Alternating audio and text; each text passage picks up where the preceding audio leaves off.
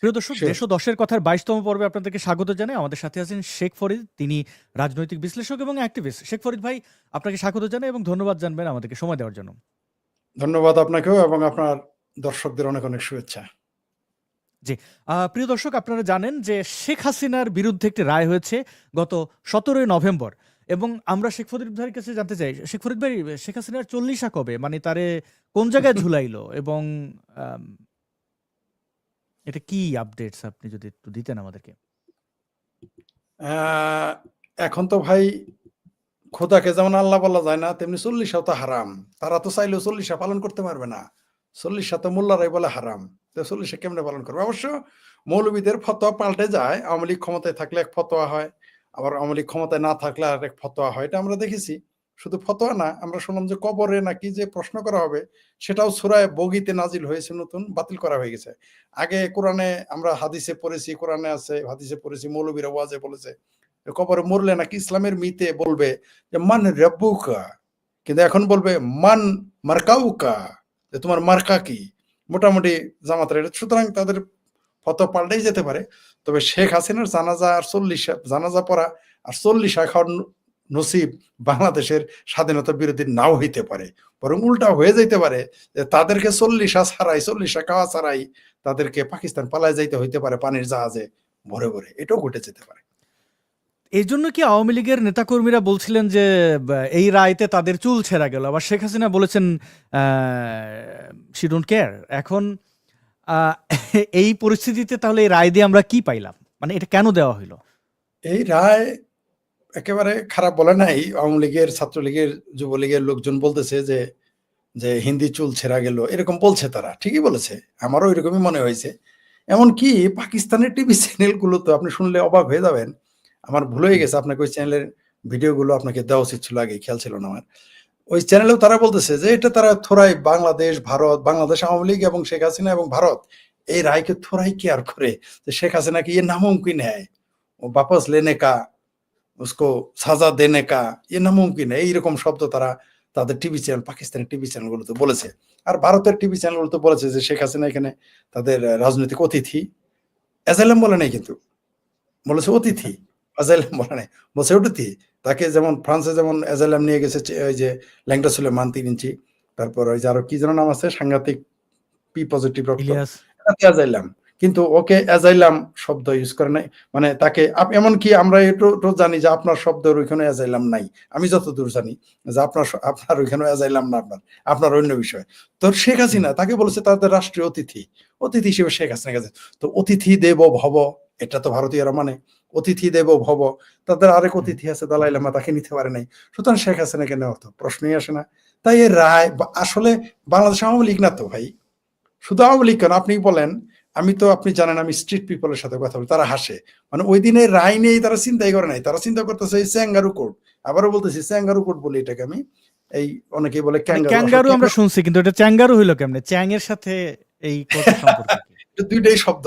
অনেকে আমার শ্বশুর বাড়ির লোকজন আবার স্যাঙ্গারু বলতে বিশ্রী ভাষা বোঝে, বুঝছেন তো কি বলে, ওইটা ও বুঝে। আচ্ছা। আবার আবার আমাদের জামালপুরে স্যাঙ্গারু বলতে কেন ওটা একটু যুক্ত করছি আর কি, মানে চেঙ্গা মারা। চেঙ্গা মানে ঢিল হুম। মারা।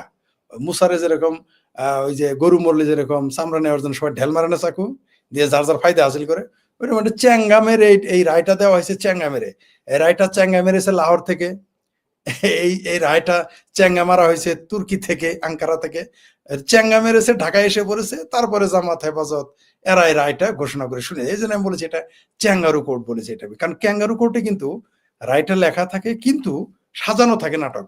অন্তত বাদীর পক্ষে একটা কথা বলা তো থাকবে, বিবাদীর পক্ষে মানে আসামির পক্ষে কথা বলার লোক থাকে, তার নিজস্ব। জানে যে রায় ওটা মানবে না, রায় যেটা কিন্তু বলতে দেয়। এখানে তো আপনি দেখেছেন যে উকিল দিয়েছে জামাতের অর্থাৎ ফুটবল খেলতেছেন আপনি, কিন্তু গোলকিপারটা আপনার জামাতের। শেখ হাসিনার জন্য এরকম উকিল দিয়েছে, যেইখানে আওয়ামী লীগের লোক উকিল নিয়োগ দিতে পারে না, উকিল যাইতে পারে না, আদালতে পিটায় মারে, সেইখানে শেখ হাসিনার উকিল কথা বলে। আর সেটা তাকে বলতে দেওয়া হয়। আমরা এই যে দেখেন স্যাঙ্গারু কোর্টের জামাতি উকিল দেখছেন কি সুন্দর, প্রচন্ড কষ্টে আছেন উনি, প্রচন্ড কষ্টে। দেখেন না চেহারাটা, চেহারা দেখি বোঝা যায় প্রচন্ড কষ্টে আছে। তো এই যে যেটা বলা হয় স্যাঙ্গারু কোর্টের রায় বাংলাদেশের জনগণ মানে নাই, প্রত্যাখ্যান করে দিয়েছে। মানুষ এগুলো হাসে, কারণ বাংলাদেশের এমন কোনো ফাঁসির দড়ি পয়দা হয় নাই তাকে ফাঁসি দিবে। তাকে অ্যাসাসিনেট করতে পারে, গুলি করে মারতে পারে, সেটাকে আমি অস্বীকার করব না। হতে পারে। কারণ কাপুরুষরা তো গুলি হুম, করবে, তাই না? যেমন হুম, হুম। জঙ্গিবাদীরা আমাদের ঘাড় কাটার জন্য প্রস্তুত থাকে পিছন থেকে মারার জন্য। শেখ হাসিনাকে বঙ্গবন্ধুকে হত্যা করেছে।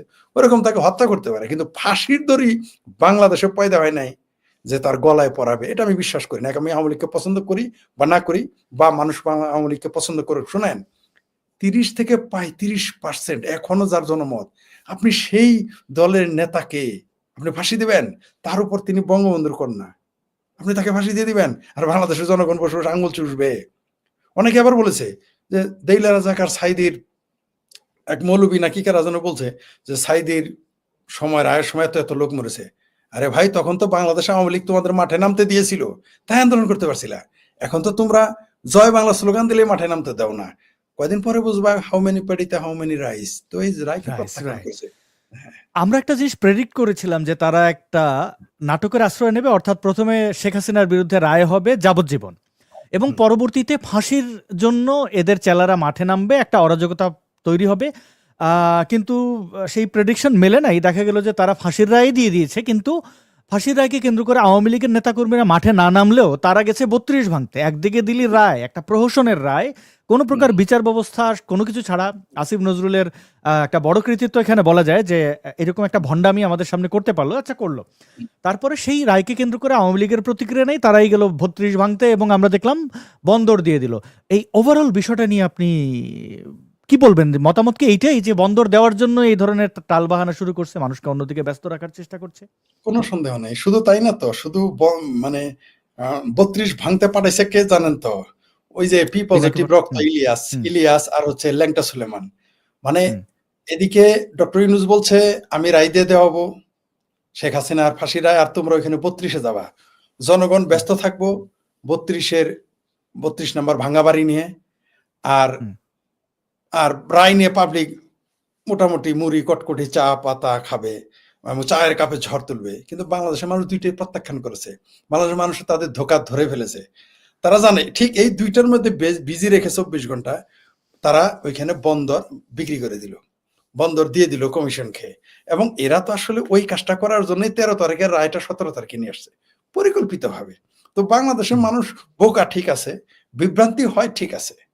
অনেকেই ৫ তারিখে বিভ্রান্ত হয়েছিল। আমাকে এমনও লোক বলেছে, তিনি ইংল্যান্ডে থাকেন। তিনি বলেছিলেন যে তিনি এইভাবে বলেছেন আমাকে যে, "ইউনূস আমাদের ধোঁকা দিয়েছে।" এইভাবে বলেছেন। তার মানে কি? তিনি ইউনূসকে ভালোবাসতেন বা তার পক্ষে ছিলেন। বলছে, "ইউনূস আমাদের ধোঁকা দিয়েছে ফরিদ সাহেব। এই শালাকে ছাড়া যাবে না।" এবং তিনি আমাকে বলেছেন, তিনি বাংলাদেশে রাজনীতি করবেন এবং এই ৩২ নাম্বার ভাঙা প্রতিশোধ নিবেন। অদ্ভুত ব্যাপার, সে আওয়ামী লীগ করে না। আমি আপনাকে তার নাম্বার দিয়ে দিব। কথা বলে শুনতে পারেন। আমি বিচিত্র মানে বিস্মিত হয়ে গেছি, এটা কি বলল? এরকম ধোঁকা অনেকেই খেয়েছে বাংলাদেশের মানুষতে। উনি একজন উচ্চ শিক্ষিত, সর্বোচ্চ শিক্ষিত মানুষ এবং থাকেন হুম, ইউকেতে এবং খুব মানে খুব বড় একটা জব করেন। ওটা বললে অনেকে বুঝে ফেলবে, তাই বললাম না। তো তারাই যদি বিভ্রান্ত হয় তাহলে সাধারণ জনগণ তো বিভ্রান্ত হইতেই পারে। কিন্তু চিঙ্কুবাম যারা, তারা কিন্তু বিভ্রান্ত হয় নাই। তারা জেনে বুঝে গিয়েছে ওইখানে। আসাদ বিভ্রান্ত হইতে পারে, কথার কথা। সাধারণ জনগণ বিভ্রান্ত, ওই যে উচ্চ শিক্ষিত লোকের কথা বলছে, তিনি ইউকেতে থাকেন ২০ বছর এবং ক্লাস ১ না, মানে একটা টপ মোস্ট জব করেন। গভর্নমেন্টের তো, ইউকের গভর্নমেন্টের জব করেন। সেই ব্যক্তিটি বলেছে আমাকে, তিনিও বিভ্রান্ত হয়েছেন যে তিনি ইউনুসকে ভিকটিম মনে করেছিলেন। কিন্তু তিনি যে নাটক করেছেন এটা ধরা পড়ে গেছে। তাহলে তেমনি উচ্চ শিক্ষিত যেমন বিভ্রান্ত হয়েছে, সাধারণ মানুষ ওই যে কেউ এই যে অনেকে আবার সবাইকে লাল বদর বানায় ফেলে, এটা ভুল। কারণ মানুষ বিভ্রান্ত হবেই, বিভ্রান্ত হওয়ার সুযোগ দিলে বিভ্রান্ত হবেই। কারণ আপনি যখন দেলোয়ার হোসেন সাঈদীকে ওয়াজ করতে দিবেন, আপনি যখন এই যে ৫০১ মৌলবীর ওয়াজ করতে দিবেন, গাবগাছিকে ওয়াজ করতে দিবেন, তারপর আওয়ামী লীগের লোক বসায়, বিএনপির লোক বসায়, মানুষ তো বিভ্রান্ত হবে। কারণ যখন দেখছে যে শামীম ওসমান তার পাশে বসা, বিএনপির বড় বড় নেতা তার বসা, তাহলে মৌলবী সাহেব ঠিকই বলছে। এবার মানুষ বিভ্রান্ত হইতেই পারে। তেমনি শিবিরের মেসের সাথে কিন্তু তার বাড়ির কাজের বুয়ার পোলাটাও চলে আসছে। কাজের বুয়ার পোলা কিন্তু শিবির করে না, কিন্তু সে বিভ্রান্ত হয়ে গেছে। কাজের বুয়াটা, you believe it or not, এবার কিন্তু কাজের বুয়ারাও এই আন্দোলনে অংশগ্রহণ করেছিল। কেন ইমাজিন, আমার কাছে ছবি আছে, আমি আপনাকে দিব। তো এই যে মানুষ বিভ্রান্ত হয়েছিল, কাজের বুয়া থেকে শুরু করে সর্বোচ্চ শিক্ষিত ব্যক্তি হতে পারে, কিন্তু মানুষ এখন বুঝে ফেলেছে। তাই ডক্টর ইউনূসের কপালে এমন শনি আছে, এমন শনি আছে। আওয়ামী লীগের তো কেবল শনি, কিন্তু কি শনি যায় ইউনূসের উপরে আছে, জামাতের উপরে।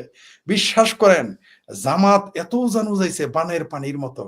বানে যখন, বান বুঝেন তো, বান মানে আমাদের এলাকায় হ্যাঁ, বন্যাকে বান হ্যাঁ, বলে। হ্যাঁ, হ্যাঁ, বানের জলে যখন ওই যে তিতপুটি বুঝেন তো, ছোট ছোট পুটি, চান্দা মাছ, দারকিনা মাছ, এগুলো কিন্তু বেশি লাভ হয়।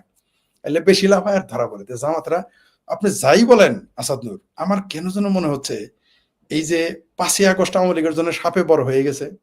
আমি জানি না আজকালকার সেই মেয়ধাবী আমার ভাবির পোলারা সাপে বর শব্দটা পড়ে কিনা, কারণ তারা তো আবার যেটা প্রশ্নে আসবে কেবল সেটাই পড়ে, এর বাইরে তো পড়ে না। আমরা এভারেজ মেধার ছিলাম, আমরা মেধাবী ছিলাম না, এভারেজ, কিন্তু আমাদের সব পড়তে হইতো। তাই জানি সাপে বর হয়ে গেছে, 32 নাম্বার ভাঙাটাও সাপে বর হয়ে গেছে। আর এই যে রায়টা দিয়েছে, এই যে শেখ হাসিনার চ্যাঙ্গারু কোর্ট থেকে যে তাকে ফাঁসির রায় দিল, এইটা একেবারে 100% আওয়ামী লীগের জন্য, বাংলাদেশের মুক্তিযুদ্ধের পক্ষের মানুষের জন্য সাপে বড় হয়ে গেছে। আপনি রাইট। জেনেছেন, জেনে আন্তর্জাতিক গেছেন যে জি, অ্যামনেস্টি Yes, ইন্টারন্যাশনাল yes, থেকে শুরু করে হিউম্যান সবাই, রাইটস ওয়াচ সকল সবাই। মানবাধিকার সংস্থা বিবৃতি দিয়েছে এবং এই বিচার ব্যবস্থাকে প্রহসনের মতোই বলেছে। হুম।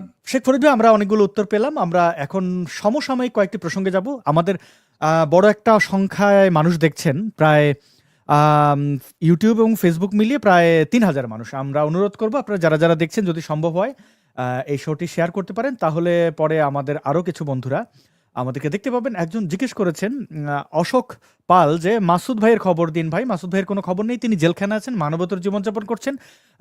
রাষ্ট্র ভারত বাহারের ক্ষেত্রে এক সিদ্ধান্ত নিয়েছে, অর্থাৎ বাহাররা ঘুরে বেড়াবে, আর মাসুদ ভাইরা মানে ভিসার তার অ্যাপ্লিকেশন পেন্ডিং, কিন্তু তারপরে তাকে জেলে পাঠিয়ে দেওয়া হয়েছে। এটা ওই মামলায় ওই অপরাধ যেটাকে বলা হয় যে ভিসার মেয়াদ ফুরিয়ে গেলে যে সাজাটা দেওয়া হয়, সেখানে অর্থদণ্ডই সবাইকে দেওয়া হয়, কিন্তু মাসুদ ভাইকে দেওয়া হয়েছে জেল। তিনি পালিয়ে যাচ্ছিলেন না কোথাও। এটা হচ্ছে আপডেট। কবে বের হবেন জানি না। এটা এটা আরো 1 সপ্তাহ লাগতে পারে, আরো 7 বছরও লাগতে পারে, আমরা কিছুই জানি না। এখন পুরোটাই হচ্ছে যে কোর্টের উপরে। গত 17 তারিখ তার বেল, 7 দিন পরেও আসতে পারে, আবার 7 দিন পরেও হ্যাঁ আসতে পারে, আমরা জানি না। জি, গত 17 তারিখ তার জামিন হওয়ার সম্ভাবনা ছিল, কিন্তু না, কোর্ট তাকে জামিন দেয়নি। এবং আরেকজন কমেন্ট করেছেন মোহাম্মদ আমির হামজা, যে কাপুরুষের দল এক বাপের জন্ম হলে দেশ বানান ভুল, দেশে আস, চুরের মতো পালিয়ে গেলি কেন? প্রিয় বন্ধু আমার, আপনার আপনি মুসলমান, কিন্তু নবী মোহাম্মদ তিনিও কিন্তু মক্কা থেকে মদিনায় চলে গেছিলেন। সেটাকে আপনি পালিয়ে বলবেন, পালিয়ে যাওয়া না, বলবেন? না, এবং নবী মোহাম্মদ কি তার এক বাপের জন্ম নয়? আপনি যেটা বোঝাতে এক চাইছেন এরপরে। সেকেন্ড, জি, 1 সেকেন্ড এখানে, এটা আপনি তো বললেন ভালোভাবে যে তিনি চলে গিয়েছিলেন। শিবিরের নেতা বলছে তিনি পালিয়ে গিয়েছেন, মোহাম্মদ পালিয়ে গেছেন। পালিয়ে তাহলে পালিয়ে তার কি গেছে। এর বাচ্চা? এটা তাকে জিজ্ঞেস করেন। আর তো তাকেও তো এটা বলে তো আরেকটু বলি যে নবী মোহাম্মদ কিভাবে পালিয়ে গেছিলেন, কি করছেন, কার জিনিসপত্র লুটপাট করছেন, ওই সময় আমরা জানার নাই। কারণ মদিনার জীবন মানে মক্কা থেকে তিনি যখন বিতাড়িত, আমি বিতাড়িতই বলবো, সেটা খুব একটা তিনি তার ওই সময়ের ক্যারেক্টারে খুব একটা আপত্তি দেখা যায় না। যাই হোক, আমরা একটু সমসাময়িক বিষয় থাকাই। এই যে তারেক জিয়া, তিনি বহু বছর ধরে লন্ডনে চিকিৎসা করতে গিয়ে আর ফেরেননি। তার মানে কি তিনি পালিয়ে গেছেন? তিনি বাংলাদেশে ক্ষমতার স্বাদ পেয়েছেন, মানুষকে নির্যাতন করে নিপীড়ন করেছেন। তার নামের পাশে একটা শব্দ যুক্ত হয় 10% এবং খাম্বা, এই দুটো কেন তা আপনারা জানবেন। 21 আগস্টের গ্রেনেড হামলার মাস্টারমাইন্ড এই তারেক রহমান, এবং 10 ট্রাক অস্ত্র চোরাচালানের সাথে, অর্থাৎ ভারতের উলফা বা সন্ত্রাসী সংগঠনকে অস্ত্র সরবরাহ করার ক্ষেত্রে তারেক রহমানকে জড়িত থাকার ব্যাপারে অনেক জায়গা থেকে, অনেক অনেক অনেক স্তর থেকে এটি প্রমাণ পাওয়া যায়, এবং সেই ভয়ে তিনি এখনো দেশে ফেরেন না। তো পালিয়ে যাওয়া কাকে বলা হয়? শেখ হাসিনা আছেন, তো তাকেও আপনি পালিয়ে যাওয়া কাপুরুষ বলবেন?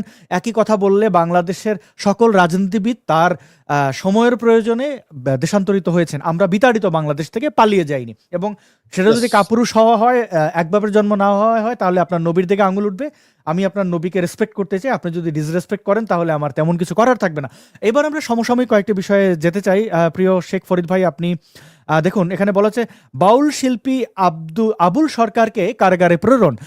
বাউল শিল্পী আবুল সরকারকে কেন কারাগারে প্রেরণ করা হয়েছে, এর মাধ্যমে কি মেসেজ দেওয়া হচ্ছে, যদি আমাদেরকে একটু বলতেন শেখ ফরিদ ভাই।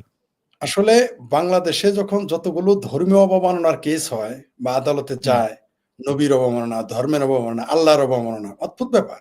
আল্লাহ হলো মহা, তাদের ভাষায়, তাদের মিথ, তাদের বিশ্বাসেই তা, সে হলো অসীম ক্ষমতার, তার সাথে তুলনা নেই। তার আবার অবমাননা কি করে হয় আমার মাথায় এটা ঢুকে না। আচ্ছা গেল, নবীর অবমাননা হইতে পারে যেহেতু সে মানুষ, তারটা মেনে নিলাম, কিন্তু আল্লাহর অবমাননা কিভাবে এটা আমি বুঝি না, এটা আমার মাথায় ঢুকে না।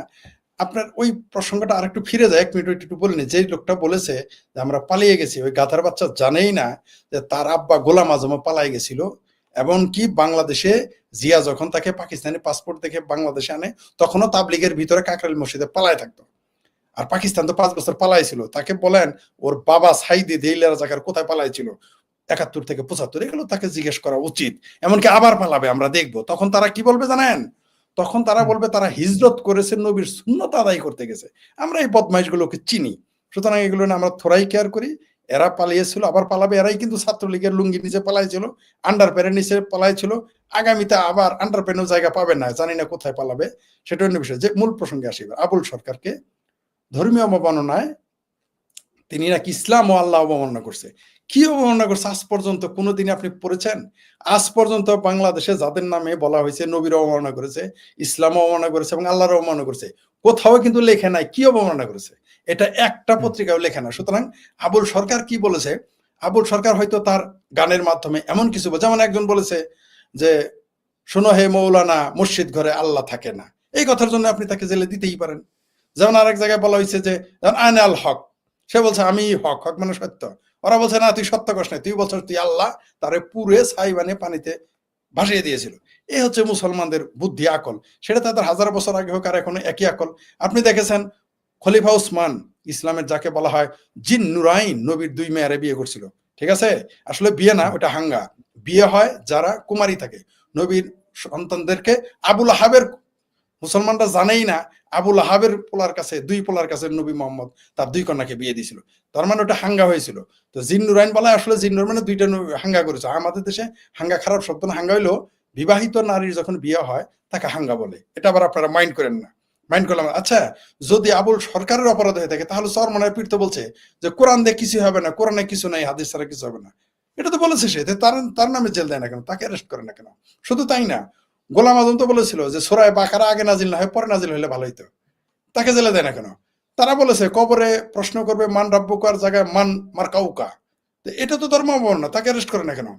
আর আর মওদুদিবাদীকে, জামাত ইসলামকে তো খোদ তালেবান, সবচেয়ে বাংলাদেশের মুসলমানদের কাছে সবচেয়ে বড় ইমানদার মুসলমান হইতেছে তালেবানেরা তো মওদুদির বই নিষিদ্ধ করেছে, জামাত ইসলাম নিষিদ্ধ করেছে। আর মৌলানা, বর্তমান বাংলাদেশের মৌলানা কি যেন, আরে নাম ভুলে গেছি, হেফাজতের বর্তমান আমির, তিনিও কি মাহাবুল্লাহ বাবুনগরী নাকি কি যেন নাম, তিনি বলেছেন যে জামাত তো ফেরাউনের দল, যে জামাত তো ইসলামের দল না, তারা মদিনার ইসলাম মানে না, তারা মওদুদি ইসলাম মানে। যদি আমি বুঝি না মদিনার ইসলাম কি আর মক্কার ইসলাম কি, এটা আবার বুঝি না আমি। এই সংজ্ঞাটা অনেক মহারথীর এই শব্দ ইউজ করেন, কিন্তু মুসলমানরা মানে ইসলামে মদিনার ইসলাম বলতে তো কোনো শব্দই নেই। যাই হোক, তারপরে মদিনার ইসলাম, মওদুদি ইসলাম, যাই হোক, তারা করতেছে। এই দেখবেন যে কোনো ধর্মীয় অবমাননা, এগুলো হচ্ছে বাংলাদেশের শিক্ষা, সংস্কৃতি, সাহিত্য, শিল্প, চারুকলা, সঙ্গীত নিষিদ্ধ করার জন্য, বিজ্ঞান নিষিদ্ধ করার জন্য, এগুলো তাদের লেম এক্সকিউজ। তারা কিন্তু শেখ হাসিনার নামেও ধর্ম অবমাননা মামলা দিতে পারে, তারা কিন্তু খালেদা জিয়ার নামেও ধর্ম অবমাননা মামলা দিতে পারে।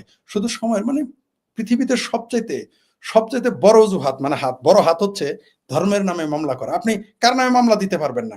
আপনি কালকে চাইলে আপনি পাগড়িওয়ালার নামে মামলা দিতে পারেন, যারা পাগড়ি, যে বেটা আরবে তো কেউ পাগড়ি পরে নাই, কি ঘুমটা দেয়, ঘুমটা দেয় না। আবার আপনি বলতে পারেন, আচ্ছা আপনি আসাদ নূর কোন সৌদি আরবের কোন মৌলবীরা পাগড়ি পরতে দেখছেন টিভিতে দেখেন? একজনও পরে না। দাঁড়িয়ে তো আপনি রাখে বলতে না। পারেন হ্যাঁ, আচ্ছা গেল এটা। তারপর আপনি দেখেন ইসলামের যে ফেরকা, কে কাকে কাফের বলে নাই? বেরেলবি দেওবন্দকে কাফের বলেছে, দেওবন্দ বেরেলবিকে কাফের বলেছে, বেরেলবি আর দেওবন্দ মিলা লামাঝাবি মানে এই এই এই যে কি শায়কদের কাফের বলেছে, ওই যে লামাঝাবি মোহাম্মদীদের, এরা জাকবি নিসুক গ্যাংদের কাফের বলেছে, এরা আবার ওদের কাফের বলেছে। কে কাকে কাফের বলে নাই?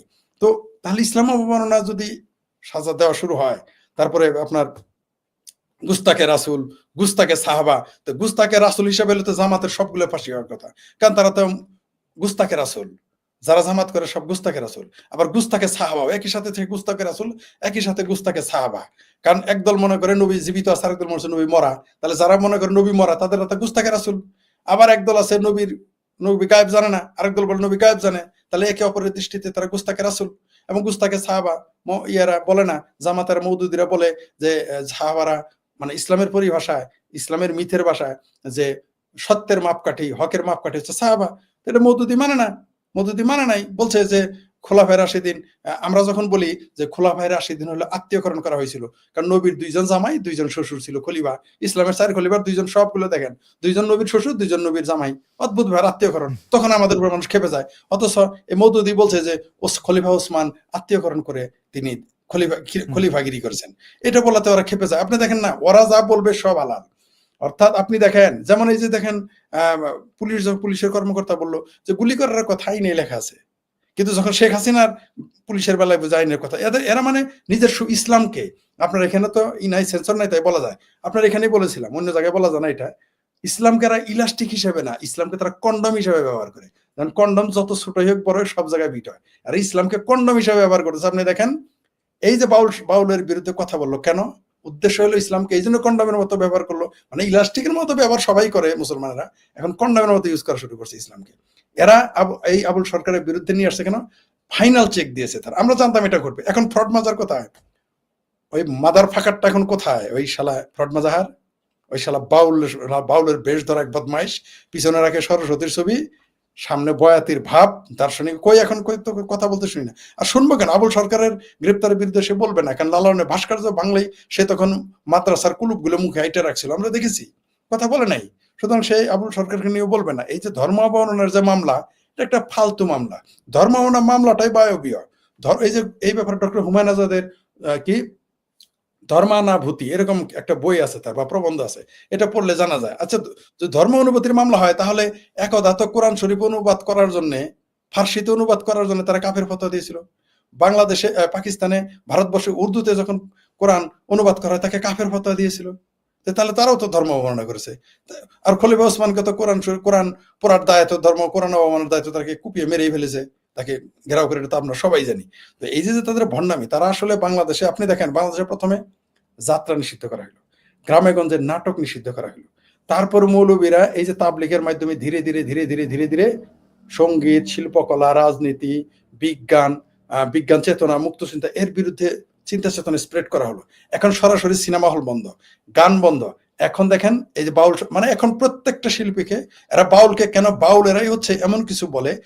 এমনি কিন্তু বাংলাদেশের যারা আধুনিক সঙ্গীত শিল্পী, এরা কিন্তু বদমাইশ, এরা কিন্তু একই সাথে মদও খাবে, গানও গাবে, আবার আল্লাহ বলবে নবী আমার প্রিয় ব্যক্তি, ইসলাম আমার প্রিয়। তো বাউল এরা একটু প্রশ্ন, বাউলদের গানে কিন্তু প্রশ্ন থাকে, এই তথাকথিত আধুনিক শিল্পীদের গানে প্রশ্ন নাই, বাউলের গানে প্রশ্ন আছে। ওইখানে অনেক চিন্তার খোরাক যোগায়, যদিও তারা অশিক্ষিত। আপনি দেখেন বাউলের গানগুলো, ও শায়ের আব্বা না, গরিব মানুষ মাইশের সুদা না, এইভাবে শব্দ ইউজ করে।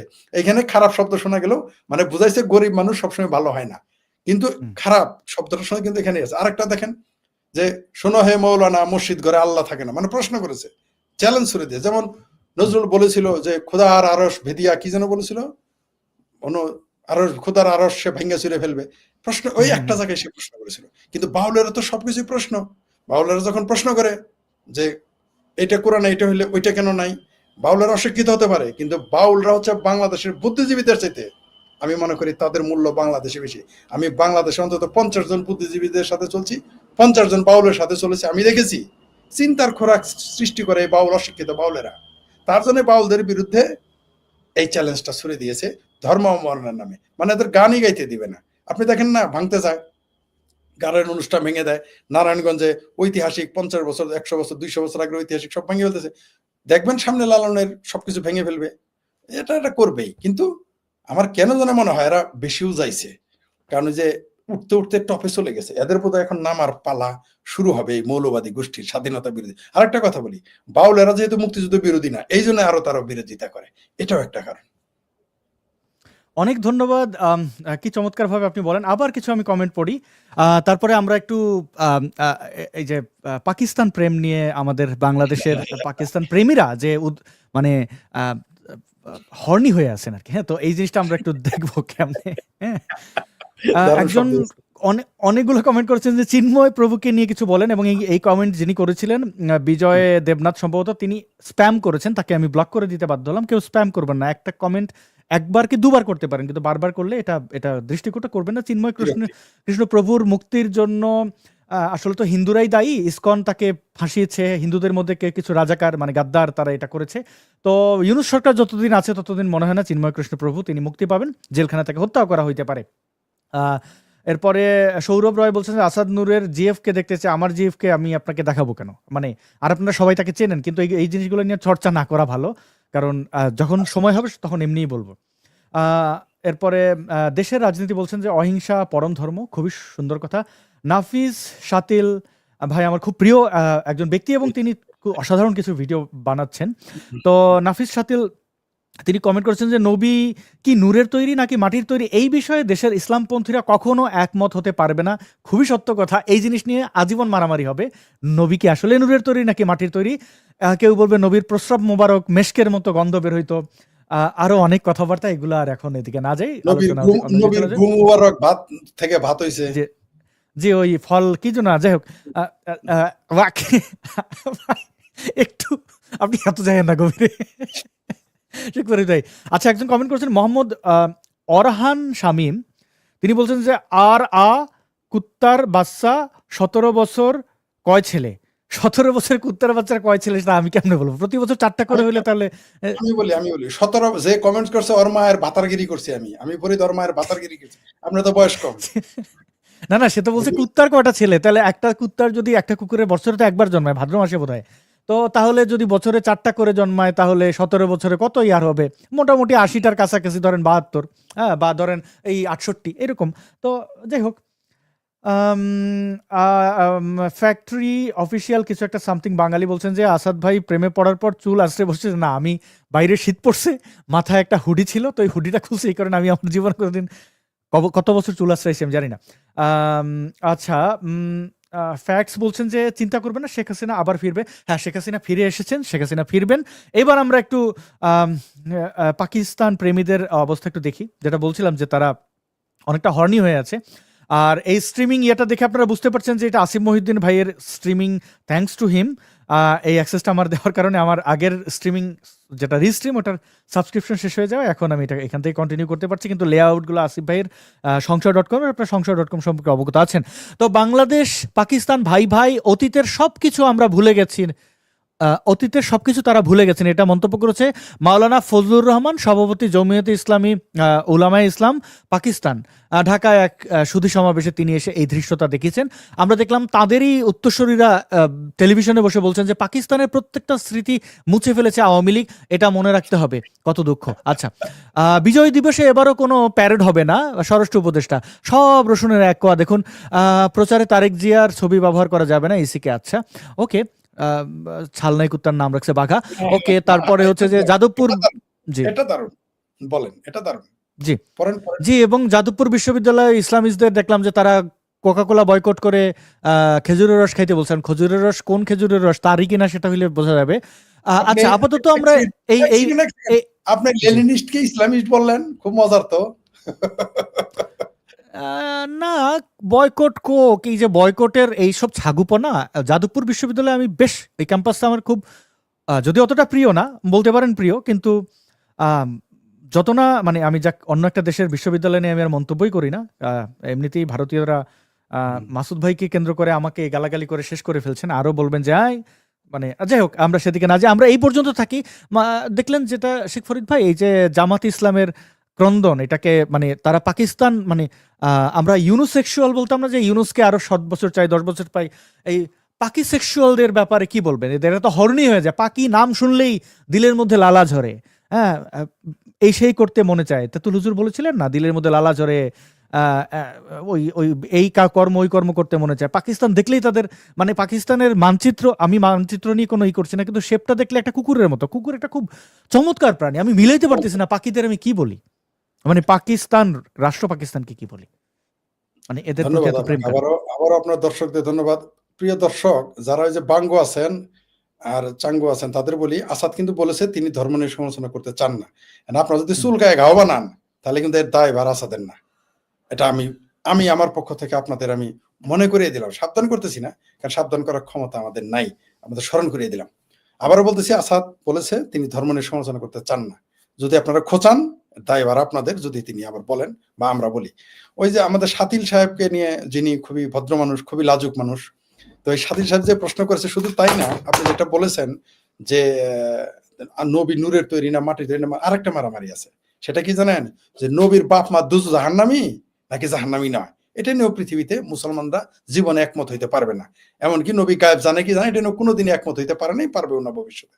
যখন প্রসঙ্গে আসে, এই যে এদের পাকিস্তান প্রেম, আপনি সুন্দর শব্দ ইউজ করছেন যে তারা হর্নি হয়ে গেছে, এই শব্দটা আমার আগে জানা ছিল না, কিন্তু ওই বিশেষ ছবিগুলো দেখার পরে, মানে এটা ইদানিং জনপ্রিয়, ইদানিং তরুণেরা বাংলা, বিশেষ করে মুসলিম অধ্যুষিত অঞ্চলে এই কি কি আরে মিয়া খলিফাদের ফিল্মগুলো বেশি দেখে, তাই শব্দগুলো পরিচিত। আসলে তারা পাকিস্তান নাম শুনলেই তারা দেখবেন হর্নি হয়ে যায়, মানে একেবারেই মানে ব্যাপক মানে উন্মাদ হয়ে যায়, ঠিক আছে, জন্য উন্মাদদের মতো।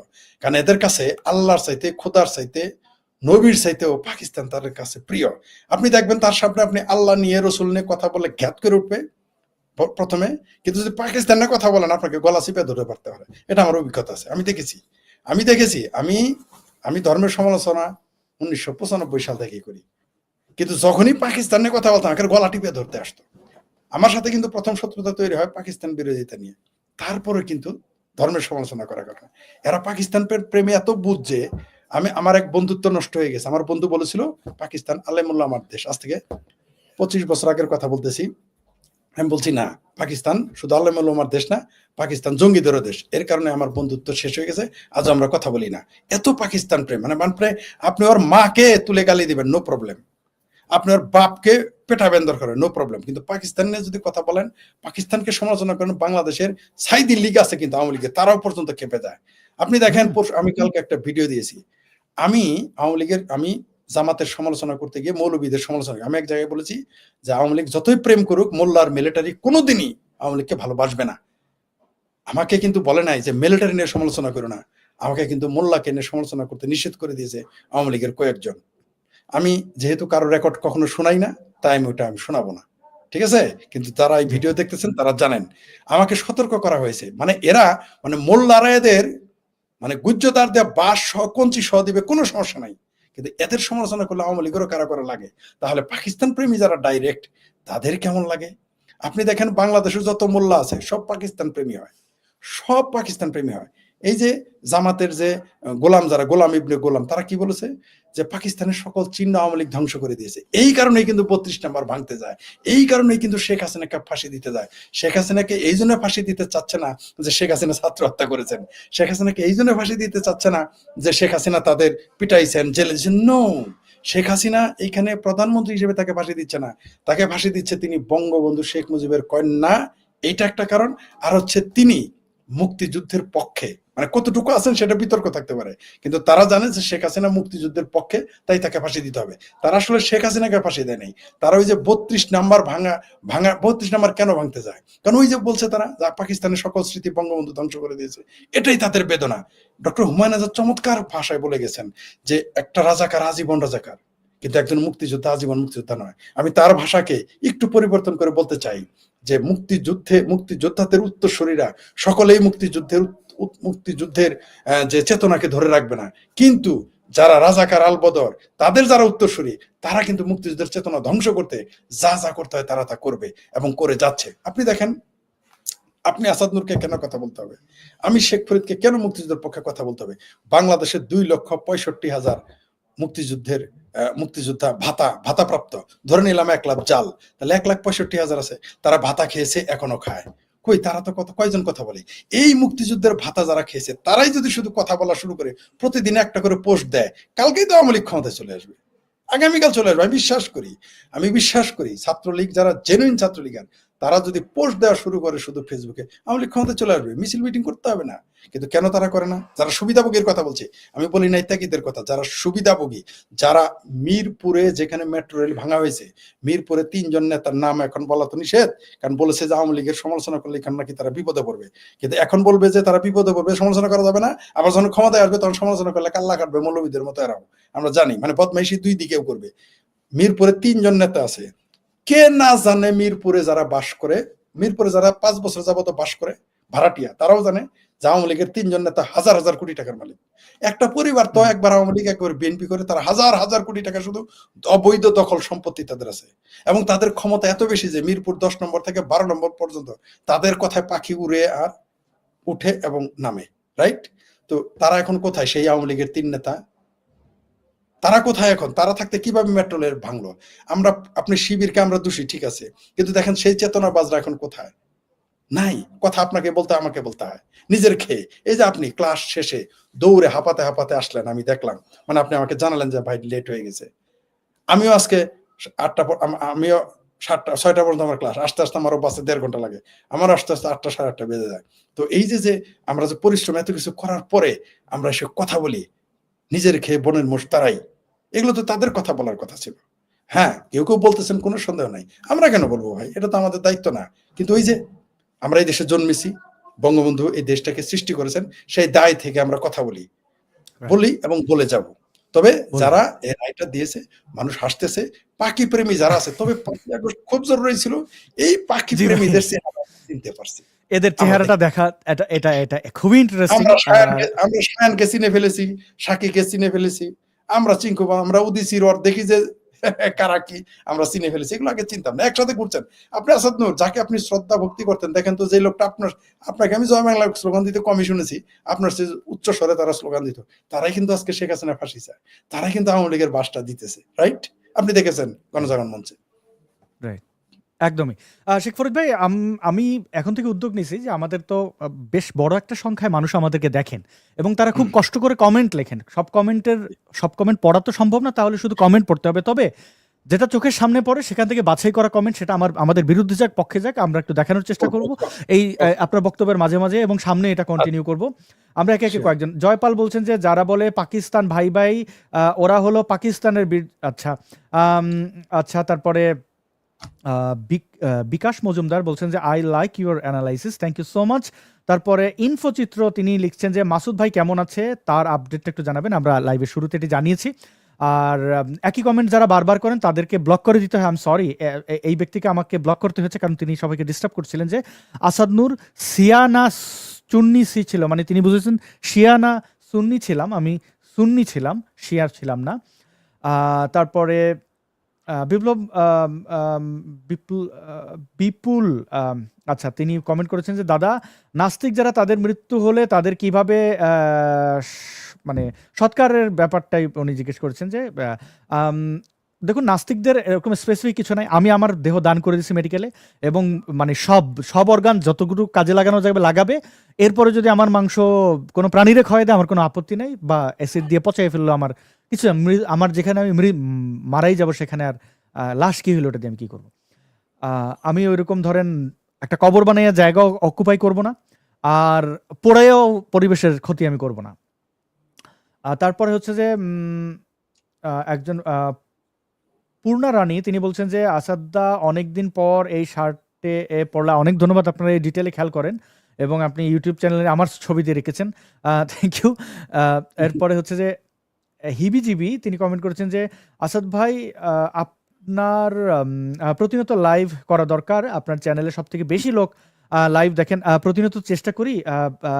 আপনি জানি না আপনি ভাই না বোন, বন্ধু যাই হন না কেন, কিন্তু লিমিটেশন বলতে একটা ব্যাপার থাকে, আমারও সীমাবদ্ধতা আছে, চাইলেও পারি না, কিন্তু ইচ্ছা করে। এবং এই জিনিসটা নিশ্চয়ই খেয়াল করেছেন যে ঝড় বাদল যে অবস্থায় থাকুক না কেন, দেশের এবং দেশের রাজনৈতিক পরিস্থিতি হোক বা ধর্মীয় উন্মাদনা, আমি সবকিছু ফেলে চেষ্টা করি আপনাদের সাথে থাকার।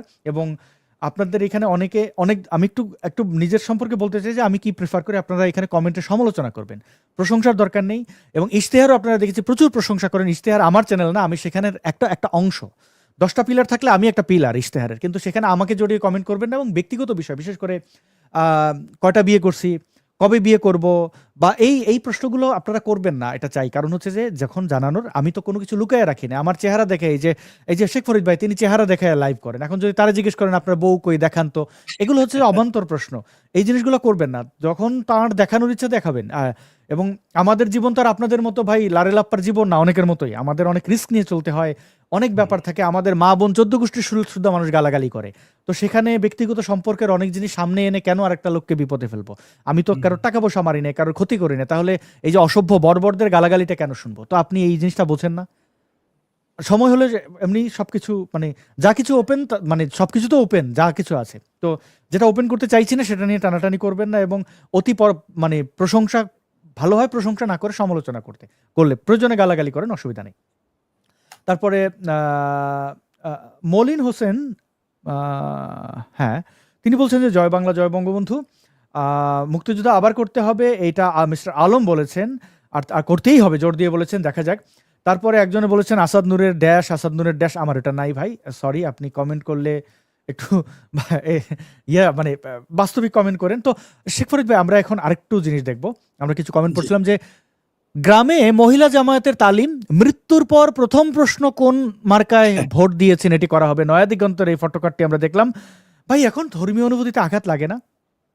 এখন প্রথম লাগে প্রশ্ন, মানে আমরা তো জানতাম প্রথম প্রশ্ন হবে তোমার রবকে, হ্যাঁ, মান এবং রব্ব তোমার নবীকে, হ্যাঁ।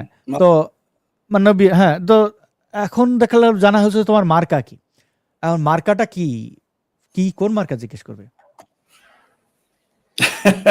শুনেন, এই কারণেই আপনি যখন হয়তো আপনি খেয়াল করছেন, আমি স্ক্রল করতেছিলাম আমার মোবাইলে, এই মুহূর্তে যে নিউজটা এসেছে, সময় সময়ে সর্বশেষ এসেছে, মাহবুবুল্লাহ বাবুনগরী হেফাজতের আমির লিখেছে, বলেছেন জামাত ক্ষমতায় এলে আহলে সুন্নাত ওয়াল জামাত বাংলাদেশে থাকতে পারবে না, আর সাহাবাদের দুশ্মন নাস্তিকের চেয়েও জামাতেরা খতরনাক।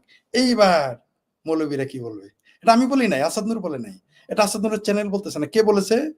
হাটহাজারীর সবচেয়ে বড় মুরব্বী, হেফাজতের সবচেয়ে, হেফাজতে ইসলাম, যারা ইসলাম হেফাজত, তারা বলেছে নাস্তিকের চাইতেও জামাত খাতারনাক, মানে বিপজ্জনক এবং খারাপ। এখন জামাতের বিরুদ্ধে আপনারা দেখি দুই একটা শব্দ বলেন, আমরা জানি বলতে পারবেন না, কারণ পাকি প্রেমে আপনারা এতই মশগুল যে জামাতের প্রেমকে আপনারা নবী খুদা তার চেয়েও বড় এখন প্রেম মনে করেন। এই আমরা জানি জামাতিদের নিয়ে তো আমি একটু বিপদে আছি শেখ ফরিদ ভাই। ধরেন তাদের এখন মার্কা জিজ্ঞেস করলে মানুষ তো বলবে মানুষ তো বলবে বিশেষ অঙ্গ, কারণ এই দেখেন এখানে দুইটা ষাঁড়ের বিচির মতো, দেখেন আল্লাহর এই দুটো দেখছেন দুইটা ষাঁড়ের বিচির মতো, গরুর বিচি দেখবেন যে পেছন দিক থেকে এরকম দেখা যায়। তো দেখা এখন যায়, কি রাইট, বলবে আমার মার্কা বিচি, আল্লাহ তো রাগ করে ফেলবে, মানে রাগ করে ফেলে। এটা আবার হচ্ছে তাদের। দেখেন, আবার দেখেন আল্লাহর উপরে পাল্লা, নিচে না, আল্লাহর উপরে পাল্লা, হ্যাঁ, আল্লাহর এগারো উপরে পাল্লা, পাল্লা, আল্লাহর চেয়ে পাল্লা বড়। আল্লাহর চেয়ে এগারো পাল্লা বড়। এটা একটু দেখায় দেন। এই মানে যে আপনাকে আমি পাঠাইছি যে ওই যে ওই কথাটা, যে যে কি, আরে ওই যে নাস্তিকের সব খাতারনাক, কেউ বলবো বানাই বলছে, এই দেখেন আপনাকে একটা দিয়েছি, এটা সময় টিভি থেকে আসছে, আপনি দেখায় দেন একটু। মাহবুবুল্লাহ বাবুনগরী এটা বলেছেন। আচ্ছা, টাইটেলটা হচ্ছে যে জামার সম্পর্কে মহিবুল্লাহ বাবনগরে। আচ্ছা, জি জি জি, দেখেন দেখেন, জি। যে আপনাকে আমি এটা পাঠাইছি। দেখাচ্ছি, আপনি একটু বলেন তো ধর্মীয় অনুভূতির ব্যাপারটা।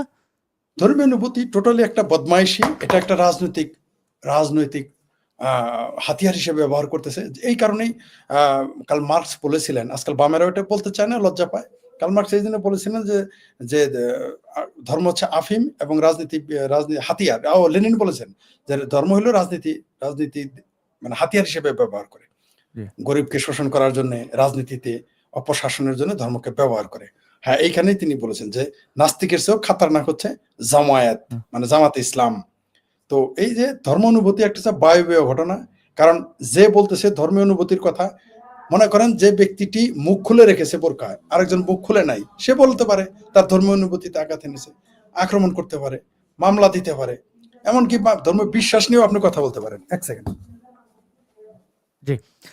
প্রিয় দর্শক, আপনারা কমেন্ট করতে থাকুন। আমাদের শেখ ফরিদ ভাই শীঘ্রই আমাদের মাঝে যুক্ত হবেন। তার বালিশ মোবারক পড়ে আছে শুধু, হ্যাঁ। দুঃখিত।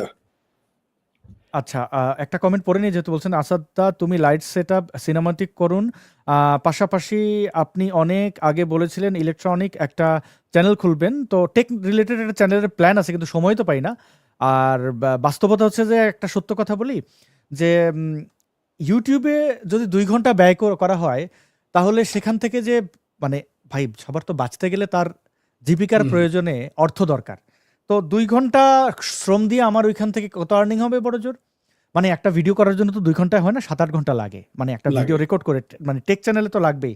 তো সেখান থেকে কত ডলার আসবে? কিন্তু 8 ঘন্টা কাজ করলে প্রায় অ্যারাউন্ড $200 মতো পাওয়া যায়। আমি যে শহর থাকি, মানে একদম শ্রমিকের কাজ করলেও আর বেশি। মানে কোনো স্কিল ছাড়া কোনো কাজ করলেও আপনি $200। তো একটা ভিডিও থেকে তো মানে এইজন্য ভাই রুটি-রুজি, আবার এই অ্যাক্টিভিজম, এটা তো আর পয়সার জন্য না, এটা অ্যাক্টিভিজমটা হচ্ছে যে অ্যাক্টিভিজম। তাও অনেকে সাপোর্ট দেন। আমরা যেমন ইশতেহারের একবার ভাবছি যে ওটা চ্যানেলটা আর কন্টিনিউ করতে পারবো না বোধহয়, না আমাদের নাই, মানে ম্যান পাওয়ার নাই, একজন প্রফেশনাল এডিটরকে যে হায়ার করব সেই টাকা নাই। তো অনেক লিমিটেশন আছে, দেখা যাক। আর লাইট সেটআপ সিনেমাটিক বলছেন, আমি বুঝি না এটার। তো ঠিক আছে শেখ ফরিদ ভাই, আপনি ফিরে আসছেন, এবার ধর্মীয় অনুভূতি নিয়ে আমাদের একটু বলেন তো। অপরদিকে যে মহিবুল্লাহ বাবনগরী তো বললেন এরা নাস্তিকদের চেয়েও খারাপ জামাত ইসলামী, এবং আমরা এই যে ভোট চাওয়ার ক্ষেত্রে প্রথম মার্কা জানতে হবে যে একই তো দেখলাম, তো নাস্তিকরা তো এরকম কথা বলবে না। আমরা তো কোনোদিন ধর্ম নিয়ে ধানাই বানাই করি না, মানে একটা কথা বললা যে আমার ভিডিও দেখলে আল্লাহ আপনার জান্নাতে নিয়ে যাবে, এটা তো কোনো কথা বলিনি। না, এরা বলেছে তো, ওই যে জামাতের নেতা বলেছে আপনি যদি ভোট দেন 18 কোটি সওয়াব পাবেন, পাল্লা মার্কায়, মানে আল্লাহর নিচে পাল্লা, সেই মার্কায় ভোট দিলে আপনি 18 কোটি সওয়াব পাবেন। তারপরে আচ্ছা, ধর্মীয় অনুভূতি নিয়ে একটা কথা বলি। আমি এই যে আজকে যারা, আপনি নিশ্চিত থাকেন আসাদ, ডক্টর আহমেদ শরীফ স্যার বলেছিলেন, যিনি বাংলাদেশের প্রথম স্বঘোষিত নাস্তিক, অধ্যাপক আহমদ শরীফ, তিনি তার এক জায়গায় লিখেছেন এবং মুখেও বলেছেন যে তার নামে বাংলাদেশে একদিন মাজার হবে। অথচ তাকে কিন্তু নাস্তিক, মুরতাদ এবং তাকে কবর দিবে না বলেছে, যদিও তিনি কবর দেওয়ার সুযোগই রাখেননি। তিনি ঢাকা মেডিকেলে তার দেহ দান করে দিয়ে গেছিলেন। ডক্টর হুমায়ুন আজাদকে কবর দিতে দেন আমরা দেখেছি। তসলিমা নাসরিনকে তারা নাস্তিক, কাফের, মুরতাদ ইত্যাদি বলে। কিন্তু আজকে থেকে সত্যি 100 বছর পরে এদের তো আর কারো মানুষ থাকবে না যে যাকে তারা মুসলিম পণ্ডিত বলে, মুসলিম স্কলার, মুসলিম সাহিত্যিক বলার সুযোগ থাকবে না। তখন এই ডক্টর আহমেদ শরীফ, ডক্টর হুমায়ুন আজাদ, তসলিমা নাসরিন, তাদের নামেই এদেরকে দোকান চালাইতে হবে, উপায় নেই। যেমন কাফের নজরুল, মুরতাদ নজরুল, হিন্দু নজরুল, কালীভক্ত নজরুল এখন বাঙ্গু 95% মুসলমান দেশের তিনি জাতীয় কবি। হাস্যকর ব্যাপার, খুব হাস্যকর ব্যাপার, খুব মজা, আমার খুব মজাও লাগে। আপনি দেখেন ইবনে সিনা, আল বেরুনি, ইবনে খালেদুন, এদেরকে এখন তারা বলে মুসলিম বিজ্ঞানী, অথচ এদেরকে কি গালাগালি না করেছে। এদেরকে সমকালীন সময়ে ঠিক যেভাবে হুমায়ুন আজাদ, তসলিমা নাসরিন এবং আহমেদ শরীফকে যেভাবে বিতাড়িত করা হয়েছে, ঠিক সেভাবেই তাদেরকে তাদের অঞ্চল থেকে বিতাড়িত, তারা পালিয়ে, তারা জীবন, তারা বই কিতাব নিয়ে পালিয়ে পালিয়ে বেড়াতো। কেউ কেউ তো কিতাব রেখে, মানে গ্রন্থাগার রেখে তারা পালিয়ে যেত, কিতাবখানা রেখে, কুতুবখানা রেখে তারা পালিয়ে চলে যেত জীবন বাঁচানোর তাগিদ, আমরা দেখেছি। কিন্তু এখন তারাই কিন্তু তাদের শ্রেষ্ঠ বিজ্ঞানী। ইবনে সিনা, এই দেখেন জামাত ইবনে সিনা নামে হসপিটাল খুলে, কি হাস্যকর ব্যাপার। তো ধর্মীয় অনুভূতি ইবনে একটা সিনা তো নাস্তিক। বায়বীয়, হ্যাঁ, অথচ ইবনে সিনা নিজে নাস্তিক। আহা, পৃথিবীর কোন পণ্ডিতের পক্ষে তো ভাই ধার্মিক হওয়া সম্ভব নয়, নেভার এভার, কখনোই সম্ভব না। যদি কেউ মানে সেটা লোক দেখানোর জন্য করে। আপনি দেখেন অধ্যাপক আব্দুল সালাম, পাকিস্তানের পরমাণু বিজ্ঞানী, এই মানুষটাকে তারা কি করলো, তার আহমেদিয়া। কবর খুঁড়ে ফেলে দিল। তার মেনে নিল না আব্দুল সালামকে, বললো কাফের, সে হলো কাদিয়ানি। ঠিক আছে, আপনি দেখেন পাকিস্তান থেকে আসছে, বাংলাদেশের জনগণকে সরকার কাফের ঘোষণা করবে কি করবে না? পাকিস্তান, এই তথাকথিত জঙ্গি কাশ্মীর থেকে আসছে, মানে পাকিস্তানের দখল করা কাশ্মীর থেকে এসে বয়ান দিয়েছে, পাকিস্তানের মৌলবীরা এসে আচ্ছা, আমাদের বাংলাদেশে আমরা কাকে কি ঘোষণা করবো না, এটা পাকিস্তানের এত নাক গলানোর বিষয় কি?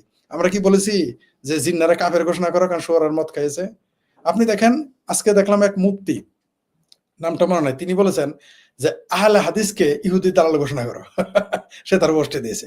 কেউ কেউ বলছে জামাতকে কাফের ঘোষণা করো। তাহলে কে কাকে কাফের?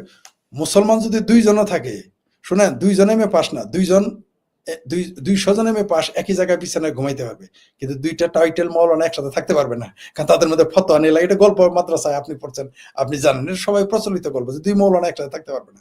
আপনি দেখেন এই যে তাবলিগ, তাবলিগ সৌদি আরবে ব্যান, নিষিদ্ধ করে দিয়েছে। এটা হলো সুন্নি। আবার শিয়া ইরান, ইরানেও তাবলিগ নিষিদ্ধ। অদ্ভুত ব্যাপার, নিষিদ্ধ করে। এমনকি তাবলিগ আপনার বহু জায়গায়, বহু মুসলিম দেশে নিষিদ্ধ। অদ্ভুত ব্যাপার। তাহলে এটা হারাম। বাংলাদেশের আলেমেরাই বলে এটা হারাম। বাংলাদেশের লামা জাবিরা তো তাবলিগের বিশেষ বলেছে এটা হারাম, বলে ফাজা এলে থাতাকাত পুড়ে দাও, বলে মুকসুদুল মুমিনের ফেলে দাও, বলে এগুলো পুড়ে ফেলেন, বলেছে না? এটা বহুবার বলেছে। তো এটা ইসলামের অবমাননা হয় নাই? ওটা ইসলামের অবমাননা হয় না?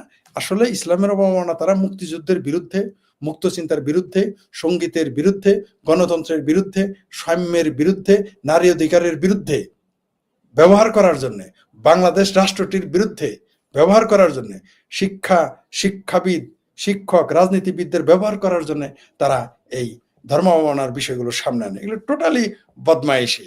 আপনি জানেন যে হাজার হাজার আলেমের কাছ থেকে ফতোয়া নিয়ে নবীর দৌহিত্র ওই হুসাইনকে জবাই করছে এই এই ইয়াজিদ। আপনি দেখেন মৌলবীরা আসলে শক্তের ভক্ত, নরমের জম। আপনি কি জানেন যে আফগানিস্তানে যখন সোভিয়েত বাহিনী ঠিক মতো মায়ের দিত, তখন সবাই পাগড়ি ফেলে, দাড়ি শেষে পালিয়ে চলে যেত। এমনকি আপনি তৎকালীন পত্রিকাগুলো দেখবেন 90 দশকের শুরুতে, দেখবেন যে বলা, আরে 90 দশকের, হয় 80 দশকের শেষে, দেখবেন যে সেখানে ব্লেডের দাম বেড়ে গেছে আফগানিস্তানে, কারণ সোভিয়েত ইউনিয়ন তখন এমন মার দিয়েছিল দাড়ি কাটার জন্য ব্লেড শর্ট পড়ে গেছিল। এরা হলো শক্তের ভক্ত, নরমের জন। আপনি দেখেন, আপনি দেখেন এই যে তুর্কি আলেমেরা, তুর্কির শাসকেরা ফতোয়া চাইতো, যখন ফতোয়া উল্টা পাল্টা দিত সব মেরে ফেলতো। মুঘল শাসকেরা ফতোয়া উল্টা পাল্টা দিলে মেরে ফেলতো। আকবর শুধু হিন্দু মারা নাই, কিন্তু মৌলবীদেরও মারছে, এরা স্বীকার করে না। এরা গ্রেট আকবর বলে, মহান বলে, এরা যে কত মৌলবী মারছে এরা জানেই না। আপনি দেখেন যখন এই দেশে, এই ভারতবর্ষে যখন এই মুঘল শাসকেরা আসে, ইরান থেকে 300 শিয়া আলেম আসছিল, শিয়া, তার প্রভাবেই কিন্তু ভারতবর্ষে ইসলাম এরকম হয়ে গেছে। বাবর নিজে প্রথমে সুন্নি ছিল, কিন্তু হুমায়ুন যখন জিততে আসে, হুমায়ুন যখন পালিয়ে থাকে, ও ভালো কথা, আমাদের না বলে পলাতক, পৃথিবীর তো শ্রেষ্ঠ শাসকের মধ্যে একজন হুমায়ুন। হুমায়ুন তো 15 বছর পালায় আছিল, সম্রাট হুমায়ুন। এটা কি স্যাঙ্গারুরা জানে, বেকুবেরা জানে, বাঙ্গুরা জানে? মোহাম্মদ কত বছর মদিনায় পালাইছিল, যদি মদিনা না, মদিনা না, ওর নাম ইয়াত্রিব। এই দেখেন বদমাইশি। দেখেন আমি জানি যে আপনি ইসলামের সমালোচনা করবেন না বা কোনো ধর্মের সমালোচনা করবেন বলেছেন, আমি সমালোচনার ইতিহাসের কিছু বলি। এই দেখেন, এরা যেখানেই যাবে প্রথমে আগে নাম পাল্টাই ফেলবে, পুরা ভাষা। এই ইস্তাম্বুলের নাম কি? অনেকে কিন্তু জানে ইস্তাম্বুলের নাম কি। ওটা দখল করে নাম পাল্টে ফেলেছে। ওটা কার? ওটা তো মুসলমানেরই না ওই জায়গা, ওটা তো মুসলমানের জায়গায় না। যদি স্পেনের মতো বিদ্রোহ করতো তাহলে ওদের পালায় চলে আসতে হইতো। ঠিক আছে, খ্রিস্টান রাইট, রাষ্ট্র ছিল, রাইট। সেটা তখন ইস্তাম্বুল নাম দিয়েছে। মদিনার নাম দিয়ে ইয়াত্রিবের, ইহুদিদের জায়গা, খ্রিস্টানদের জায়গা নাম দিয়েছে ইয়াত্রিবের, নাম দিয়েছে মদিনা। এই হচ্ছে জায়গা, হ্যাঁ, জায়গাটাকে ইসলামীকরণ করে ফেলছে। যেমন তেহরান শুনলে অনেকের খুব মজা লাগে। আরে ইরানের রাজধানী তেহরান। তেহরান মানে হচ্ছে যে নিচু, মানে পাহাড় থেকে নিচু একটা শহর, নিচুতে মানে নদী কেন্দ্রিক বা ঢালু জায়গা আর কি। তো সেটা শুনলে তেহরান কত না জানি কত কিছু। জি, শেখ ফরিদ আমরা পাইলাম। এবার হচ্ছে যে সবচেয়ে বড় বিদ্বেষ ভারত বিদ্বেষ। এখন সেই ভারত বিদ্বেষে কি দেখলাম আমরা? দুবাইয়ের পর এবার ভারতের চাল আসবে সিঙ্গাপুর হয়ে। মানে আহ, এইরকম পেঁচিয়ে চাই কেন? দুবাই যারা জানেন তো, দুবাইতে কোনোদিন তারা চাল মানে ধানই হয় না, প্রশ্নই আসে না। সেখান থেকে চাল কেনে কোটা, ভারতের চাল দুবাই কেনে, ওইখান থেকে মানে বেশি দামে বাংলাদেশ কেনে। এবার হচ্ছে যে ভারতের চাল আসবে সিঙ্গাপুর হয়ে কেন? মানে মানে এদের কি পাগলে ইয়ে করে মানে এইরকম কেন? এইরকম পৃথিবীতে, মানে গ্রামের অশিক্ষিত মূর্খ লোকেরাও নিজের স্বার্থ বোঝে। সে 5 টাকার জিনিস যেখানে 4.5 টাকা পাবে, সেটা যদি শত্রুর ঘর হয় সেখান থেকে কিনবে। এটাই বিজনেসের হুম, নিয়ম। এরা কত বড় গর্ধব! এরা কখনো দুবাই যায়, কখনো সিঙ্গাপুর যায়, ওই ঘুরে পিছিয়ে ভারতের জিনিসই আনে। সিঙ্গাপুর তো কোনো আবাদি নাই, ওখানে থাকারই জায়গা নেই, ছোট্ট দেশ। দুবাই তো 100 টাকা চাল উৎপাদন না, কে না জানে। এই ভারতের জিনিস সেখানে যায়, সেখান থেকে চাল পেঁয়াজ ঘুরে পাকিস্তানের করাচি বন্দর হয়ে এখানে আসে। মানে এরা যে কত বড় উন্মাদ! আসলে কিছু কমিশনারের ব্যাপার আছে তো এখানে, ব্যবসা কমিশনের কিছু ব্যাপার থাকে। এই হাস্যকর এই জন্য দেখবেন যেগুলো পৃথিবীতে যত যুদ্ধ দেখেন, যত ক্ষমতার ওলট পালট দেখেন, মূলত এগুলো বাণিজ্য। এখানে কিন্তু হুম, মার্কস, অর্থনীতিবিদ মার্কস, রাজনীতিবিদ মার্কস আনলাম না আমি, অর্থনীতিবিদ মার্কসকে নিয়ে আসলাম। মার্কস কিন্তু এই জন্যই বলেছেন যে পৃথিবীর সবকিছু হচ্ছে, প্লেটো যেমন বলেছিলেন যে মানুষ হলো পলিটিক্যাল প্রাণী, মানে পলিটিক্যাল অ্যানিমেল, তাই না? আর মার্কস হুম, কিন্তু বলেছে মানুষের কিন্তু সবকিছুর সাথে অর্থ জড়িত। আসলে এখানে কমিশনের কিছু ব্যাপার আছে। আপনি হুম, একটা কৌতুক বলি এই ব্যাপারে, মানে এক লোক বলছে যে যে এই ব্রিজটা বানায় দিবা, কত টাকা নিবা? তো প্রথমে পাকিস্তানের কাছে গেছে, পাকিস্তানি বলছে 9,000 টাকা। তারপরে গেছে চাইনিজের কাছে, যে এই ব্রিজ বানায় দিতে তুমি কত নিবা, কত নিবা? বললো যে 18,000 টাকা। বললো তাই নাকি? পরে ভারতীয়র কাছে গেছে, ভারতীয়রে বললো যে ভাই এই ব্রিজটা বানাতে কত নেই? কয় 27,000 টাকা। তখন চিন্তা করলো যে কি ব্যাপার, এটা কি করে হয়? পাকিস্তানি ছিল 9,000, চাইনিজ 18,000, ভারতীয় 27,000। তখন বললো কারণটা বলো। ভারতীয়রা জিজ্ঞেস করলো ভাই তুই কারণ বল, চাইনিজ তো আমার কাছে 18,000 চাইছে। আরে ভাই, প্রথমে তো 10,000, তোর 9,000 তরে দিয়ে দিব, আমি প্রথমেই তরে 9,000 দিয়ে দিব, তারপরে আর 9,000 পাকিস্তানিরা দিয়ে দিব, তাহলে 18,000 গেল। আর টাকা সব আমার, এই জন্য চাইছে। কাজ করবে পাকিস্তানি, কমিশন তুই খাবি। মানে সবকিছু বিজনেস। আসলে সবকিছুতে বিজনেস। আপনি দেখেন ইউক্রেন যুদ্ধে, আমরা কিন্তু দেখলাম ইউক্রেন যুদ্ধ, খাদ্যের ভান্ডার লস কার হয়েছে জানেন? সৌদি আরবের। লস কার হয়েছে জানেন? কুয়েতের। লস কার হয়েছে জানেন? কাতারের। লস কার হয়েছে জানেন? ইরানের তো আগেই লস হতেছে। কাতার, কুয়েত, মানে যারা আমেরিকার আর কি বলে নন নেটো এলাই, নন নেটো এলাই হুম, যারা, তারা ক্ষতিগ্রস্ত হয়েছে। কারণ ইউক্রেন যুদ্ধের কারণে রাশিয়ার তেল সস্তা হয়ে গেছে, রাশিয়া থেকে সস্তা তেল কিনেছে ভারত, ভারত এই তেলগুলো বিক্রি করেছে ইউরোপে। অদ্ভুত ব্যাপার। দেখেন ওইখানেও দেখেন এরাও কি কিরকম বোকা, দেখেন তারা রাশিয়ান তেলকে ব্যান করে দিল, ভারত সেই রাশিয়ান তেল কম দামে কিনে এনে ইউরোপে বিক্রি করলো। তো এইরকম মানে এটা সেটা, ওই দুর্বল বাংলাদেশ বলেন আর সবল ইউরোপ বলেন, মানে সব জায়গায় একটা হাস্যকর পরিস্থিতি তৈরি হয়ে আছে। মানে আপনি রাজনীতি, ধর্ম, এগুলো শুধু ধর্মই হাস্যকর না, রাজনীতিও মাঝে মাঝে হাস্যকর কাজ করে। ডক্টর ইউনূস ওইখান থেকে আনে। আসলে তারা আমদানি রপ্তানি করলে তো আপনি একটা মার্জিন, আপনার তো এলসি খুলতে হবে, এলসির হুম, মাধ্যমে টাকা পাচার হচ্ছে। এগুলো একটা কারণ বিদেশ থেকে বেশি দামে চালানা। এমন হতে পারে যে চালটা আসলে বেশি দামে কিনে নেয়, ডিক্লেয়ার এটা দিয়েছে, হতে পারে এটা ডিক্লেয়ার, টাকাগুলো পাচার, ডলারগুলো নিয়ে নিচ্ছে, এটাও হতে পারে। এটাও একটা কারণ বেশি দেয়, কারণ পাবলিক তো এত বোকা হয় নাই। আচ্ছা আপনি কি এতই বোকা হবেন যে যেটা আমি 3 টাকা পাবো সেটা আমি 5 টাকা দিয়ে কিনবো? কারণ কি? কারণ ওই যে 3 টাকা দিয়ে কিনতেছে বা 3.5 টাকা দিয়ে, 1.5 টাকা আপনি উঠায় নিয়ে যাইতেছেন, তারপরে কমিশন তো আছেই, এগুলো বাণিজ্যের ব্যাপার আছে। আর আপনি দেখেন তারপরেও কিন্তু ভারতের চাল কিন্তু আসতেই আছে কন্টিনিউ। ভারতের চাল ছাড়া, ভারত ছাড়া পৃথিবীর সব দেশের সাথেই মানে যেমন করে ভাষা একটু বলি, মানে গুতাগুতি করে তারা জিততে পারবে বাংলাদেশ, কিন্তু ভারতের সাথে গুতাগুতি করলে একেবারে উব্ধ হয়ে নিজের গজ্যতার দিয়ে কিন্তু বাস এবং কঞ্চিস হয়ে যাবে, বাংলাদেশ অস্তিত্বই থাকবে না। আমি আপনাকে আবারও বলতেছি আপনার চ্যানেলের মাধ্যমে, যে ভারতের সাথে গুতাগুতি করলে বাংলাদেশ অস্তিত্বই থাকবে না, থাকবে না। অলরেডি বাংলাদেশ অস্তিত্ব এখন হুমকির মুখে। যে ভারত জীবনে কোনোদিন শিলিগুড়ি করিডোরে একজন আর্মি রাখে না, এখন তিনটা গ্যারিসন খুলেছে, এটা কি জানেন? অবশ্যই জানেন, 3টা গ্যারিসন খুলছে। কেন খুললো সেখানে? এই যে আমাদের ঝুঁকির মধ্যে হলো। আর এই যে ভারতের সাথে আমাদের সম্পর্ক তিক্ত করা হইলো, ফাইনালি আপনি যে কোনো সময়ের চাইতে বাংলাদেশে ভারত বিদ্বেষ বেশি, তেমনি যে কোনো সময়ের চাইতে এখন ভারতীয়দের বাংলাদেশ বিদ্বেষ বেশি। তার জন্য কিন্তু মুফতি মাসুদের মতো নিরীহ মানুষটাকেও হাজতে উঠতে হয়েছে, মানে সে হয়ে গেছে বলির পাঠা। এরা করছে পাপ, আর সেই তাপে মুফতি মাসুদ জেলে চলে গেছে। আপনি দেখেন ভারতে কিন্তু এখন তো এতটুকু ছিল না যে আমাদের ঘৃণা করতে, এখন কিন্তু পশ্চিমবঙ্গে যান আর সাউথে যান, এখন কিন্তু বাংলাদেশের মানুষদের পছন্দ করে না। এই যে ঘৃণার জন্ম দিয়েছে, এই ঘৃণার কারণে কিন্তু বাংলাদেশ টিকবে না, টিকতে হওয়ার। পাকিস্তান তো গেয়া 5 বছরের মধ্যে তো পাকিস্তান কয়েক টুকরা হয়ে যাবে, কোনো সন্দেহ নাই। বাংলাদেশও ঝুঁকির মধ্যে ফেলে দিয়েছে। ডক্টর ইউনূস আসলে যে কার কথায় কাজ করতেছে, তো ওই যেটা আমি বলি, যেই দিন বাংলাদেশের পাকিস্তান পন্থীরা পরাজিত হবে, পাকিস্তান পন্থীদের লক্ষ্য উদ্দেশ্য নষ্ট হয়ে যাবে, সেই দিন তারা কি বলবে যে 5ই আগস্ট ঘটিয়েছিল ভারত। এটা আপনি নিশ্চিত থাকেন, এবং আপনি এটা শুনবেন আবার, হয়তো এই বিষয়ে আমাদেরকে লাইভ একদিন বলতে হবে, আমার ধারণা আর কি। জি, শেখ ফরিদ ভাইয়ের কাছে সর্বশেষ একটা প্রশ্ন আছে, সেই প্রশ্নে যাচ্ছি, আরো কিছু কমেন্ট পড়ে নেই। আম, আহ, ভি ভি আচ্ছা, কোন একটা র্যান্ডম নাম বোধহয়। আচ্ছা, তিনি বলছেন যে আমাদের দুজনের কথা ভীষণ ভীষণ ভালো লাগে, অনেক ধন্যবাদ আপনাকে। আর ইউটিউবে আপনারা একটা অ্যাকাউন্ট খুললে ওখানে নামটা কাস্টম করা যায়, তো ওইটা করলে আমাদের পড়তে সুবিধা হয়, অসুবিধা নেই। এরপরও অনেকে একই কমেন্ট বারবার করেন, একই কমেন্ট বারবার না করার অনুরোধ করছি। আর আমি বলছি যে আমাদের এই মুহূর্তে প্রায় 4000-এর মতো মানুষ ফেসবুক ইউটিউব মিলিয়ে দেখছেন। আরও যদি বেশি মানুষ যুক্ত হন তাহলে শোটা আরেকটু কন্টিনিউ করার চেষ্টা করবো, নাহলে শেষ করে দেওয়ার এই প্ল্যান ছিল, কারণ আমি সকাল থেকে খাই নাই কিছু।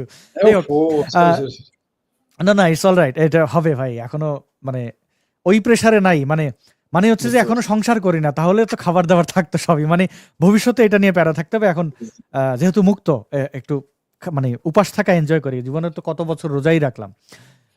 ধার্মিক থাকা অবস্থায় পুরো 5 ওয়াক্ত নামাজ এবং রোজা এগুলো মিস করি না। আচ্ছা, ইনফো চিত্র তিনি বলছেন, আসাদ ভাই আপনার ভিডিও ব্যবহার করে যদি আমি একটা প্রতিবেদন তৈরি করি আপনাকে নেগেটিভ দেখি, তাহলে কি কোনো সমস্যা হবে? দয়া করে একটু জানাবেন। আপনি যে কোনো বিষয়ে আপনি নেগেটিভ পজিটিভ যা ইচ্ছা তাই করতে পারেন, আমার যে কোনো ভিডিও আপনি ব্যবহার করতে পারেন, কোনো কপিরাইট নাই, কোনো কিছু নাই, যেখানে ইচ্ছা আপলোড করেন, যা ইচ্ছা করেন। এবং একটু আগে বলছিলাম যে টেক চ্যানেল খুললে কি হবে, আপনার একটা, আমার মনে হয় যে অ্যাক্টিভিজমের কারণে যে কথাগুলো মানুষ বলতে চায় না, আমরা বলি, এটা মানুষের উপকার হয়, এটা আমি বিশ্বাস করি। কিন্তু আপনার একটা স্মার্টফোনের কিছু ট্রিক্স যেমন, আচ্ছা, সেটার জন্য আপনার জীবন তেমন কোনো প্রভাব পড়বে না, একটু ভালো বা একটু মন্দ, এই কারণে ওই অ্যাক্টিভিজম মানে টেক চ্যানেল খোলার সাহস করতে পারতেছি না। তাছাড়া একজন প্রফেশনাল এডিটর লাগবে, তার খরচা বেয়ার করবো কেমন, অনেক ব্যাপার থাকে। বর্তমান পরিস্থিতিতে আওয়ামী লীগের ফেরত আসার রাস্তাটা কেমন হবে বাস্তবতার ভিত্তিতে যদি একটু আলোচনা করতেন, তখন আওয়ামী লীগ একা নাকি সবাই একজোট, এই বিষয়ে আমরা শেখ ফরিদ ভাই অনেকবার কথা বলেছেন, ইশতেহারও আমরা বেশ কয়েকটা ভিডিও আপলোড করেছি, আপনারা দেখতে পারেন। তারপরে গোপাল রয় বলছেন যে ধর্ম মুক্তি দেয় না, কর্মই মুক্তি দেয়, একদম সত্য কথা। আনা তিনি কমেন্ট করেছেন যে ঢাকার অনেক মাদ্রাসায় জঙ্গি তৈরি হচ্ছে, খুবই দুঃখজনক, কিন্তু এটা সত্য। তারপরে চৌধুরী, সম্ভবত চৌধুরী বিজয়, তিনি বলছেন যে বাঙ্গু মুমিনরা আমেরিকাকে প্রতিদিন বয়কট করে, কিন্তু বাঙ্গু মুমিন ভাই আমেরিকাতে এসে আমাকে বলে, ভাই আমাকে একটু নাইট ক্লাবে নিয়ে যান। বাইরে বাঙ্গু মুমিন ভাই, হ্যাঁ, নাইট ক্লাবে, মদের পানশালাগুলোতে আমি প্রচুর বাঙ্গু মুমিন দেখেছি।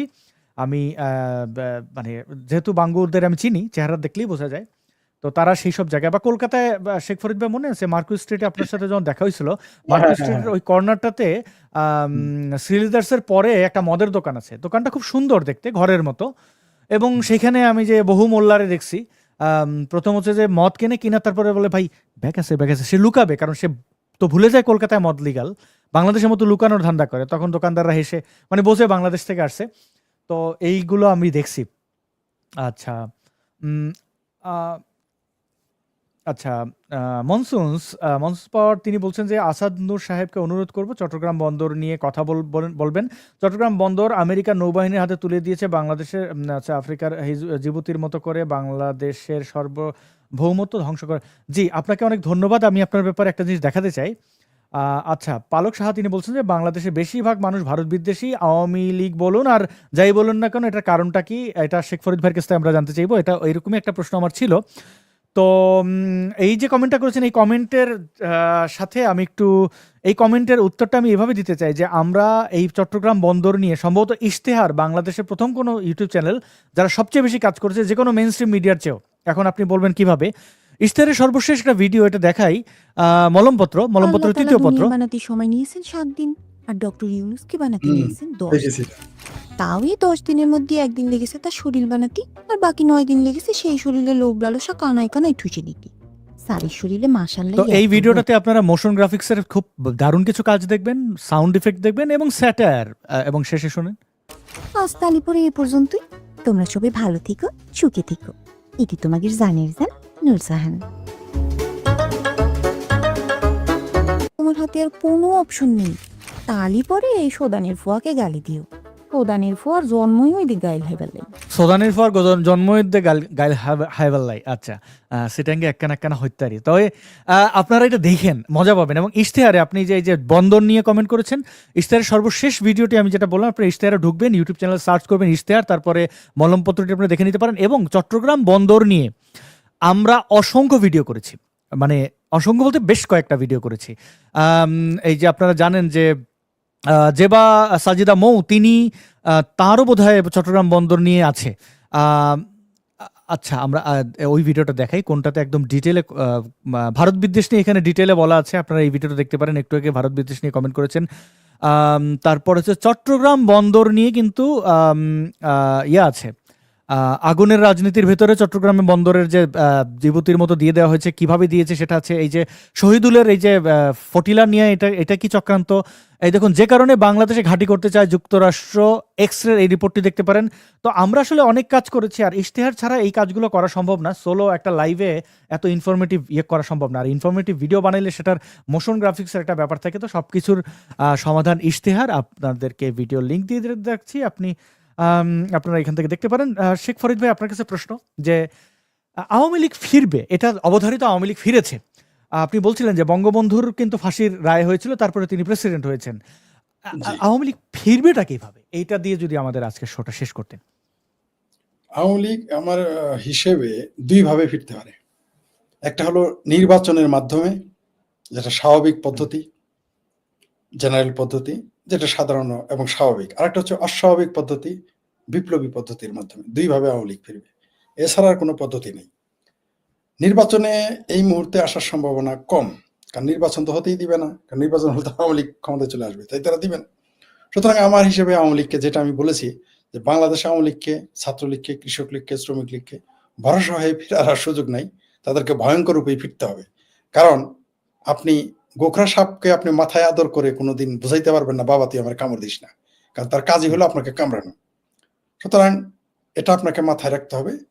আমার ধারণা, যেহেতু নির্বাচনে যে খলিলুর রহমানকে নিয়ে গেছে, এই যে রজার রহমান নাকি কি ওরফে খলিলুর রহমান, রোহিঙ্গা উপদেষ্টা, যে আমি তাকে রোহিঙ্গা উপদেষ্টা বলি, কারণ হঠাৎ করে সে আসছে আমেরিকা থেকে, বাংলাদেশের নাগরিক কিনা যথেষ্ট সন্দেহ আছে। তো সেই লোককে ভারত নিয়ে গেছে, নিয়ে তাদের হয়তো বোঝাবে যে নির্বাচনের মাধ্যমে। কিন্তু বাংলাদেশের যে এই মুহূর্তে পরিবেশ পরিস্থিতি, জামাত সেটা মেনে নিবে না। কারণ জামাত জানে আওয়ামী লীগ যদি, এমনকি বিএনপিও মেনে নিবে না। কারণ যদি এটা মেনে নেয় তাহলে আওয়ামী লীগ ক্ষমতায় চলে আসবে। সুতরাং তারা আওয়ামী লীগকে আসতে দিবে না। কারণ মিলকে জুলকে, অর্থাৎ বিএনপি, জামাত, এনসিপি, গ্যাং ট্যাং, এ যারা আরো আছে, এই যত জামাতের যত ৫-৬ মুখ আছে, তারা মিলকে জুলকে তারা একটা ফয়সলা করার চেষ্টা করবে, যদি বিএনপি মানে বা জামাত মানে। তো আওয়ামী লীগ তো তখন এটা মেনে নিবে না। কারণ বাংলাদেশে আওয়ামী লীগের তো মাজার শক্তি কম নাই। কারণ বিএনপি ক্ষমতায়, মানে ক্ষমতা দ্বার প্রান্তায় এসে মাজা ভাঙা দল, আজ পর্যন্ত সে ঢুকতে পারে নাই। আর আওয়ামী লীগ ওইদিকে মরিয়া হয়ে আছে যে কোনো মুহূর্তে। কারণ বাংলাদেশ আওয়ামী লীগের উপরে এত অত্যাচার করা হয়েছে যে তাদের স্ট্যামিনা উল্টা হয়ে গেছে এখন। মানে ওই যে মশার কয়েল দেখেছেন না, মশার কয়েলকে দিতে দিতে একটা পর্যায়ে কিন্তু মশার কয়েল কাজ করে না। এটা তো দেখেছেন নিজেও।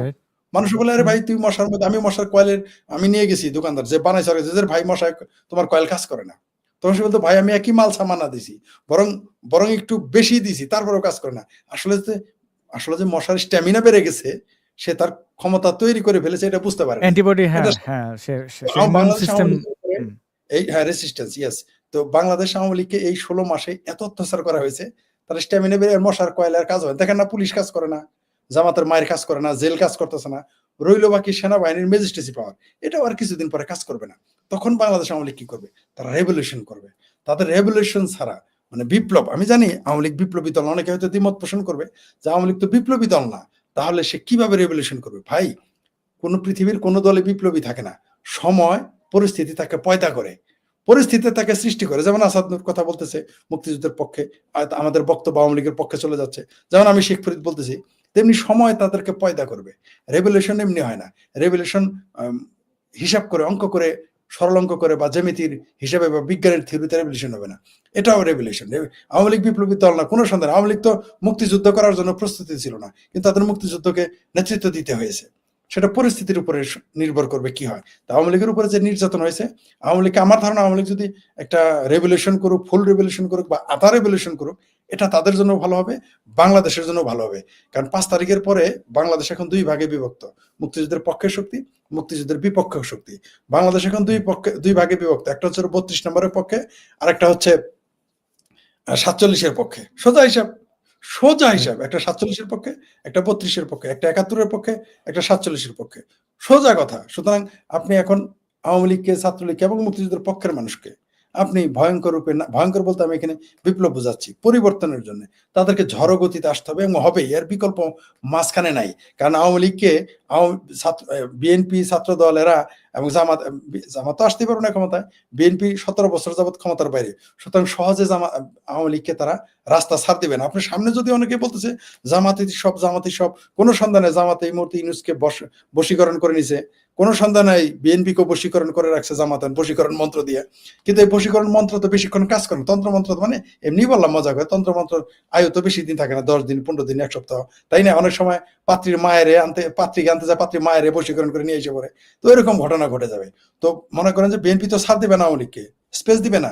আর জামাত এবং ইউনূস, আপনি যত কথাই বলেন, আমার সাথে অনেকে দ্বিমত পোষণ করেন, কালকে যদি জামাতকে বিএনপি তালাক দেয়, মানে 1 তালাক দিলেই জামাত উষ্টা খায় পড়ে যাবে, আর 22 তালাক দিলে জামাত ঘর থেকে বের হইতে পারবে না এখন, আমি জানি। কিন্তু বিএনপি সেই সাহসটা পাচ্ছে না, কারণ হাতি অনেক বড়, কিন্তু তার উপরে বসে থাকে মাহুত, ছোট্ট একটা মানুষ, সে কিন্তু হাতিকে চালায়। তো জামাত ওইভাবে বিএনপিকে চালাচ্ছে। কিন্তু বিএনপি যদি নিজের শরীরটাকে দেখতে পারে এবং ধাক্কা দিয়ে ফেলে দেয় মাহুতকে, সে তার স্বরূপে ফিরে আসে, তাহলে জামাত পালিয়ে চলে যাবে, এই বঙ্গোপসাগরতে পালিয়ে এসে জাহাজে চড়ে পাকিস্তান চলে যাবে। তো সুতরাং তারা যখন দেখবে, আওয়ামী লীগ যখন দেখবে যে না, আমাকে আর স্পেস দিচ্ছে না। আপনি দেখলেন না 13 তারিখে কি ঘটে গেল, স্পেস দিচ্ছে না বলে এটা ঘটে গেল। যদি স্পেস দিত, আওয়ামী লীগকে নিষিদ্ধ করে, ছাত্রলীগকে নিষিদ্ধ করে, নৌকা মার্কা নিষিদ্ধ করে, 32 নম্বর ভেঙে এবং বঙ্গবন্ধু কন্যা জননেত্রী শেখ হাসিনাকে ফাঁসির, তথাকথিত এসেঙ্গারু কোর্টে ফাঁসির রায় দিয়ে আওয়ামী লীগকে রেভলিউশনের দিকে, ভয়ঙ্করের দিকে ধাবিত করতেছে এবং আওয়ামী লীগ সেইভাবেই ফিরে আসবে।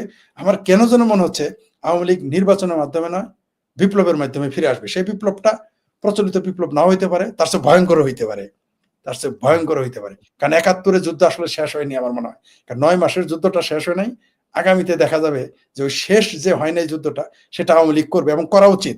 আর একটা আপনাকে প্রশ্ন করেছিল একজন দর্শক যে বাংলাদেশের মানুষ এত ভারত বিরোধী কেন? আমরা, আসাদ নূর এগুলো বলেছেন, আমরাও বলেছি, এবং আমরা যারা মুক্তিযুদ্ধের পক্ষে তারা বহুবার বলেছি, বাংলাদেশের মানুষ ভারতের বিরুদ্ধে 2টি কারণ। একটা হলো তারা মুসলমান, আর একটা হলো তারা মুক্তিযুদ্ধ বিরোধী। এই 2টা, কখনো কখনো 2টা কারণ থাকে, কখনো একটা কারণ থাকে। এই জন্য দেখবেন আওয়ামী লীগের ভিতরেও সাইদি লীগ আছে, বালাজাহারি লীগ আছে, কিন্তু আওয়ামী লীগের ভিতরে তো বালাজাহারি লীগ, সাইদি লীগ থাকার কথা ছিল না। আর বিএনপি তো পুরাই সাইদি লীগ, জামাত লীগ আছেই। তো আমি লীগ বললাম, লীগ মানে দল বলতে। তো এইখানে ভারত বিরোধিতা করে কমরেড হায়দার আকবর খান রনুর কথাটা কমরেডরা আমার বলে না। কমরেড হায়দার আকবর খান রনু বলেছেন বাংলাদেশে মৌলবাদীদের 4টা বিরোধিতা করতে হবে। একটা হলো তারা গণতন্ত্রের বিরোধিতা করবে, তার সমাজতন্ত্র সাম্যবাদ বিরোধী করবে, নারী বিদ্বেষী হবে এবং ভারত বিরোধী হবে। এটাই তাদের চরিত্র। বাংলাদেশের মানুষ তো মেন্টালি মৌলবাদী, তাদের পাকিস্তান প্রেমে তারা বুধ। আজও বাংলাদেশের মানুষ অনেকেই মনে করে যে বাংলাদেশের মুক্তিযুদ্ধকে ভারত পাকিস্তানের যুদ্ধ মনে করে। তারা এটা অনই করে না, অপ্রিয় হলেও এই কথাটা সত্য। বাংলাদেশের সকল মসজিদ, মাদ্রাসা, ওয়াজের মঞ্চ থেকে 54 বছর যাবৎ বলা হইতেছে, কখনো ছদ্ম নামে আসে, কখনো সাইদি 1988 সাল পর্যন্ত সাইদি বলছে সে জামাত করে না, কিন্তু তার কাজ কি ছিল? ভিতরে ভিতরে মুক্তিযুদ্ধ বিরোধী চেতনা বাস্তবায়ন করে তারপরে জামাত। যেমন বালা জাহারি, সে বলে আমি তো জামাত করি না, কিন্তু এখন শোনা যাচ্ছে সে নাকি জামাতের ইলেকশন করবে। ধরা খাওয়ার পরে বলে না না আমি ইলেকশন করবো না। তো এরকম এরকম হ্যাঁ বিভিন্ন সত্য বেশি আর আসবে, কিন্তু মানুষ এটা এখন ধরে ফেলেছে। এদের মুখোশ উন্মোচিত হয়ে গেছে। এদের মুখোশ এই দেখেন আজকে এই যে হেফাজতের আমির বলেই দিয়েছে যারা নাস্তিকের চেয়েও ভয়ঙ্কর। যদি নাস্তিকরা খারাপ না ভাই, নাস্তিকরা খাতারনাক হবে কেন? নাস্তিকরা সবচেয়ে মানবিক মানুষ, মানবতাবাদী হুম, মানুষ। তারা পড়াশোনা করে, স্টাডি করে, মানুষের ভালোবাসা চায়, মানুষকে ভালোবাসতে চায়, পৃথিবীকে ভালোবাসে। কিন্তু এরা এটা বুঝে না বলে এটা এখানে করে। জামাত হচ্ছে সবচেয়ে খতরনাক। এটা আমরা আগে বলেছি, বাংলাদেশে যত আকাম কুকাম হয়েছে সবগুলোর পেছনে জামাত জড়িত। এমনকি আমার সাথে লাইভে এসে বিএনপির চেয়ারপারসনের উপদেষ্টা মেজর আখতারুজ্জামান সাহেব বলেছেন, সাবেক এমপি বিএনপি নেতা খালেদা জিয়ার উপদেষ্টা সাবেক, তিনি বলেছেন যে মেজর জিয়াকে মানে জেনারেল জিয়াকে হত্যা করেছে জামাত। বলেছে মঞ্জুর ছিল জামাতের রুকন। এটা আমার কথা না, এটা একজন হুম। বিএনপির চেয়ারপারসন উপদেষ্টার কথা। লাইভে গিয়ে দেখতে পারেন, আমার নাম আর তার নাম সার্চ দিলে পাওয়া যাবে। তিনি লাইভে এসে বলেছেন প্রবাস দর্পণে। যাই হোক, তো এই যে বাংলাদেশে মৌলবাদ, কেন মৌলবাদীরা সবসময় ভারত বিরোধিতা করবেই, কারণ তাদের হিন্দু বিদ্বেষ, গজাওয়াতুল হিন্দের। এই দেখেন গোলাম মোয়াল্লা রনি, সে তো জামাত করে না, তাই না? সে ক্লিন শেপ। আমার তো দাঁড়িয়ে আছে, আপনার দাঁড়িয়ে আছে, মোচ আছে, আমার মোচ আছে, সে তো ক্লিন শেপ। ইসলামে তো ক্লিন শেপের সুযোগই নাই। ওটা হলো ফাসেক। তো সেই লোকটা ফাসেক লোক গোলাম মোল্লা রনিও বলেছে, যিনি আওয়ামী লীগের এমপি ছিলেন, যিনি বিএনপির ইলেকশন করেছেন, সেই লোকটা বলেছে গজাওয়াতুল হিন্দ করবে। তো এই যে তাদের স্বপ্ন, বাংলাদেশের মানুষের এই যে মাদ্রাসা ছাপ, মানে আপনি যতই শিক্ষিত হন, দিন শেষে আপনি বাংলাদেশের কওমি মাদ্রাসার এবং মসজিদের ইমাম খাদেমের, মসজিদের খাদেমের মগজটাই আপনার মগজে সেট করা। আমি জানি জি যে বাংলাদেশের বহু শিক্ষিত, আরে ভাই ট্রিপল এম এ পাস করা, সে আমার সামনে আইসা, এবং কমিউনিস্ট, সে আমার সামনে এসে গ্লাসে পানি সূরা ইয়াসিন পরে ফুদায়, বলে যে এটা খাইলে ভালো হবে। আমি ভাবছি মজা করে আপনার গল্পটা বলেছি, কিন্তু দেখি না সত্যি যে কমিউনিস্টরা যদি এরকম ইউটার্ন নেয় তারা তো মৌলবাদী হবেই। কারণ মৌলবাদীরা মুক্তিযুদ্ধ বিরোধী হবে। বাংলাদেশের কোন মাদ্রাসা ছিল, বাংলাদেশের কোন মৌলবী ছিল, বাংলাদেশের কোন মাদ্রাসার মুহাদ্দিস বলেছিল যে তোমরা মুক্তিযুদ্ধ করো? একজন বলে নাই, বরং বলেছে ইসলামী পাকিস্তান ভাঙলে, যারা ভাঙে তারা কাফের। গোলাম আজমের পোলা বলেছে আওয়ামী লীগ যারা করে তারা মুসলমান না। ইভেন 2015 সালে 14 নাকি 15 সালে যে নির্বাচন হয়েছিল রংপুরে, বাংলাদেশ আওয়ামী লীগ পাওয়ারে, আওয়ামী লীগের লোকজনদের মসজিদে নিয়ে তওবা পড়েছে, কয় বল যারা আওয়ামী লীগ করে তারা ইহুদি, যারা আওয়ামী লীগ করে তারা হিন্দু, তারা কাফের। তাদের তওবা পড়িয়েছে, পত্রিকায় নিউজ এসেছে, ডিসি কে তলব করেছে হাইকোর্ট, বাংলাদেশে আওয়ামী লীগ পাওয়ারে তার বিচারই করে নাই। সেটা কি না ফাইল গায়েব। এই দুঃখের কথা আর কি বলি। তবে আপনি কয়েকটা কথা বলছেন, যেমন দাড়ির কথা। গোলাম মাওলা রনি কেন দাড়ি রাখেন না, আবার ফরহাদ মজহারের দাড়ির ওই অবস্থা কেন, বা সলিমুল্লাহ খান তার অবস্থা কেন? আসলে আমি তো রাখছি কাজী ইব্রাহিম সাহেবের ওই কথা শুনে যে দাড়ি হচ্ছে নারীর সুইচ, এখান থেকে নাকি নারীরা স্টার্ট হয়। তো আমি তো আর হুট্টুর পাবো না ভাই। তো এই জগতে যদি একটু দাড়ি টাড়ি থাকে, ফাও কাটতেও হয় না, কষ্ট কম। তো আচ্ছা, গেল এটা দিয়ে। এখন ধর্মের বিষয়টা আপনি খুব দারুণভাবে বলেছেন যে এই ভারত বিদ্বেষের সাথে হচ্ছে যে ধর্ম সম্পর্কিত, সেটা সম্পর্কে একটা রিপোর্ট আমরা দেখবো। আর 2-3টা কমেন্টের রিপ্লাই করি যে একজন বারবার জিজ্ঞেস করতেছেন যে আমার সাথে যোগাযোগের মাধ্যম কি, অথচ প্রত্যেকটা ভিডিও ডেসক্রিপশনে আমার সাথে যোগাযোগের আমার ফেসবুক প্রোফাইলের লিঙ্ক দেওয়া আছে, ইমেল অ্যাড্রেস দেওয়া আছে। ইমেল অ্যাড্রেস না দেওয়া থাকলে বলে রাখি info.asadnoor@gmail.com। বারবার কমেন্ট করলে কি হয় যে মানে মনে হয় আপনি খুব ফাত্রা, কারণ আমি তো কমেন্টগুলো দেখতেছি, নিচে তাকিয়ে থাকি শুধু কমেন্ট দেখার জন্য। বারবার কমেন্ট করার মানে কি বেশি কমেন্ট করলে মানুষ বেশি দেখবে না, এটা ভুল। বরং এইখানে অনেকে বারবার একই কমেন্ট করেছেন, সেই কমেন্টগুলো আমি আর পড়ছি না। আরেকজন কমেন্ট করেছে আমার ভিডিও ইউটিউবে আপলোড করলে কোনো কপিরাইট আসবে না। তো বলেই দিলাম, আগেই তো বলেছি ভাই, আমার কোনো ভিডিওতে কোনো কপিরাইট নাই। আমি এই অ্যাক্টিভিজমটা বিজনেসের জন্য করি না যে আপনি আপলোড করে ফেললে আমার লস হয়ে যাবে। আপনি যে ইচ্ছা যেখানে ইচ্ছা ব্যবহার করেন। তো শেখ ফরিদ ভাই যে বললেন যে ভারত বিদ্বেষের কারণ হচ্ছে ধর্ম, এবং আমাদের এই মুসলমান বন্ধুরা যে কত বড় বেকুব দেখুন। উইঘুর যোদ্ধাদের চীনের কাছে হস্তান্তর করবে সিরিয়া, যে সিরিয়াকে সৌদি আরব বোমা মারে। তারা অলরেডি মানে একটা বিধ্বস্ত দেশ, সেই দেশে যারা আশ্রয় নিয়েছিল উইগুর মুসলমানরা, যারা চীনের দ্বারা নির্যাতিত নিপীড়িত, তাদেরকে চীনের কাছে হস্তান্তর করবে সিরিয়া। এইবার দেখছেন মুসলমান কিরকম ভাই। সৌদি আরব গেলে যে আপনার এই মিসকিন বলে, পাশার উপরে যে টরস করে পিডায়, এটা কেন করে জানেন? কারণ আপনি যত ধর্ম দেখা দেশের বিবেচনা করেন না কেন, আপনার বেল কোথাও নাই। বরং দিন শেষে ভারত আপনার পাশে থাকবে। 1971 আমাদের পাশে ছিল। এই যে আমাদের এত এত সন্তান জন্ম দিছেন আমার বাপদাদারা, আমাদের পূর্বপুরুষরা। দেশে আর জমি বাকি নাই, ফসলের জমির মানে মানুষ জনসংখ্যার চেয়ে আমাদের খাদ্য উৎপাদন খুব কম হয়। আমাদের পেঁয়াজ, রসুন, ডাল, ফাল সব ভারত থেকে আমদানি করতে হয়। তো ভারত যদি এটা বন্ধ করে দেয়, কোথা থেকে কিনে খাবেন? ওই আপনি থাইল্যান্ড থেকে আনবেন, অনেক বেশি টাকা ব্যয় করে আনবেন। তখন তো আপনার মানে নুনান্তে পান্তা ফুরায় অবস্থা হবে। আপনি হয়তো খাইতে পারবেন, কিন্তু যে গরু, যে কৃষক, যে খেটে খাওয়া মানুষ দিন আনে দিন খায়, তার কি হবে? তো এই জিনিসগুলো আপনারা চিন্তা করেন না, ধর্ম দ্বারা যাচাই বাছাই করেন। এখন আপনারা আসলে ডিজার্ভ করেন জামাতের মতো একটা বাটপার দল, যে পাছার মধ্যে লাথি দিয়া মানে আপনারা একদম জান্নাতে পাঠিয়ে দেবে। আপনি সেভাবে জান্নাতে যান। প্রিয় শেখ ফরিদ ভাই, আপনাকে অসংখ্য ধন্যবাদ, আমাদেরকে অনেক সুন্দরভাবে সমৃদ্ধ করেছেন। অসংখ্য মানুষ এখানে কমেন্ট করছিলেন যে শেখ ফরিদ ভাই প্রিসাইজ উত্তর দেন, মানে খুব ডিটেলে, এবং আপনার কথাগুলোর মধ্যে আমি তো মুগ্ধ হয়ে শুনি, অন্য অন্য শোগুলো আমি শুনি। তো প্রিয় বন্ধুগণ, আপনাদের কে এটাই বলে যে বিদায় তো আপনাদের কাছ থেকে নিতে হবে, দিন নিচ্ছি। জি জি, শেখ ফরিদ ভাইয়ের কাছ থেকে শেষ বক্তব্য শুনবো। তাছাড়া একটা বলে রাখি, আগামীকাল ইশতেহারে সাইফুল আমিন ভাইয়ের সাথে বিশ্লেষণ আছে শুক্রবার বাংলা সময় রাত 10টায়। সেই শোটি দেখবেন, অগ্রিম জানিয়ে রাখছি যে। আর এই লাইভটা শেষ হলে ইশতেহার থেকে একটু ঘুরে আসবেন। শেখ ফরিদ ভাই, আপনি যদি একটু শেষ করে দিতেন আমাদেরকে আপনার শেষ জি, বক্তব্য দিয়ে। ধন্যবাদ আপনাকে। আমি 1 মিনিটে খুব দ্রুত শেষ করে দিব। আপনি যে শেষে যে ফটোকার্ডটা দেখালেন, যে উইঘুর মুসলমানদের তুলে দিচ্ছে, উইঘুর লেখা আছে, উইঘুর যোদ্ধাদের তুলে দিচ্ছে, সিরিয়া তুলে দিচ্ছে চায়নার হাতে। আপনি ওটা আরেকবার দেখান। এখানে দেখেন কি বদমাইশ এটা করেছে। উইঘুর যোদ্ধারা কার পক্ষে যুদ্ধ করেছে? সিরিয়ার পক্ষে। সে সিরিয়ার পক্ষে যুদ্ধ করা লোকদেরকে কিন্তু তুলে দিচ্ছে চায়নার কাছে। এখানে সিরিয়া যেমন গাদ্দারি করলো মুসলমানদের, এখন তাদের অনুভূতি আহত হচ্ছে না। কিন্তু ভারত যদি একটা রোহিঙ্গাকে, আবারও বলতেছি, ভারত যদি একটা রোহিঙ্গাকে বার্মার হাতে তুলে দিত, এতক্ষণ কিন্তু বাইতুল মুকাররম গরম হয়ে যাইতো, লাহোর গরম হয়ে যাইতো, খোদ ভারতের সিংকুবামেরা মিছিলে নেমে যাইতো এতক্ষণ, আর বাংলাদেশে পল্টন গরম হয়ে যাইতো সিংকুবামদের দ্বারা। আরেকটা তথ্য দেই মজার, যেটা এখানে নাই, এটা আরো পুরনো খবর। সেটা হচ্ছে, উইঘুর মুসলমানেরা যখন পাকিস্তানে আসছিল, যখন পাকিস্তান আমেরিকার পক্ষে সোভিয়েত ইউনিয়নের বিরুদ্ধে লড়াই করে, এই উইঘুর মুসলমানদের তুলে দিয়েছিল ওই যে কি যেন গুয়েতানামা বে নাকি কি যেন একটা, যেখানে সবচেয়ে কঠিন কারাগার, গুয়াতানামা বে নাকি কোথায় যেন, এই যে আমেরিকানদের হাতে তুলে দিত এই পাকিস্তানিরা। এটাই হচ্ছে মুসলমানদের নীতি। আপনি দেখেন, পাকিস্তানিরা কিন্তু 25,000 ফিলিস্তিনি মুসলমানকে জর্ডান গিয়ে মেরে ফেলেছে। এটা নিয়ে টু শব্দ নেই। এই পাকিস্তান উইগুর মুসলমানদের তুলে দিয়েছে আমেরিকার হাতে, আল কায়দা বলে। এই দেখেন, আবার সর্বশেষ তুলে দিচ্ছে সিরিয়া চায়নার হাতে। কোন চায়না? কমিউনিস্ট চায়নার হাতে। কোন চায়না? নাস্তিক চায়নার হাতে। এখন দেখবেন টু শব্দটি নেই। এদের যত অনুভূতি, মুসলমানদের যত অনুভূতি, এরা হচ্ছে একটা হিপোক্রেট এবং ভণ্ড। এদের অনুভূতি ভারতের রিলেটেড না হলে চেতনা জাগে না। ভারতের বাংলা এই উপমহাদেশে জালিয়াত বাম এবং জালিয়াত মুসলমানদের, মানে যতক্ষণ পর্যন্ত ভারতের রং না পাবে, ভারতের গন্ধ না পাবে, ভারতের বদবয় না পাবে, ততক্ষণ তাদের চেতনা জাগবে না, জোশ জাগবে না। মানে উইঘুর মুসলমানরা ঠিক ওই বেলুচ মুসলমানদের জন্য মতো এখন চুদির ভাই হয়ে গেছে। সব মুসলমান ভাই ভাই, এই উপমহাদেশের মুসলমানের কাছে উইঘুর মুসলমান এবং বেলুচ মুসলমানরা চুদির ভাই। ঠিক যেমন আরব মুসলমানদের কাছে আমরা বাঙ্গু, ভারতের ভাঙ্গু, বাংলাদেশের বাঙ্গু, পাকিস্তানের পাকিদের কাছে তো এরকম ছিলাম আমরা, মানে হ্যাঁ, সঠিক মুসলিম না, কালো। শুধু তাই না, তিনি প্রথম বাংলাদেশের পাকিদের বাপে তো আমাদের সুরের বাচ্চা বলে গালি দিছিল, বলছে আমরা কালা, ছোট, খাটা ইত্যাদি ইত্যাদি বলছে। আপনি শুনলে আশ্চর্য হয়ে যাবেন। এই যে ঘটি সোহেল, তার পিতা শ্রদ্ধেয় আমাদের কিংবদন্তি নেতা, বঙ্গবন্ধুর পরেই যাকে আমি বেশি শ্রদ্ধা করি, সেই তাজউদ্দিন আহমেদ, তিনি ছিলেন হাফেজ। তাকে এসে লিয়াকত আলী খান কি বলেছিল জানেন?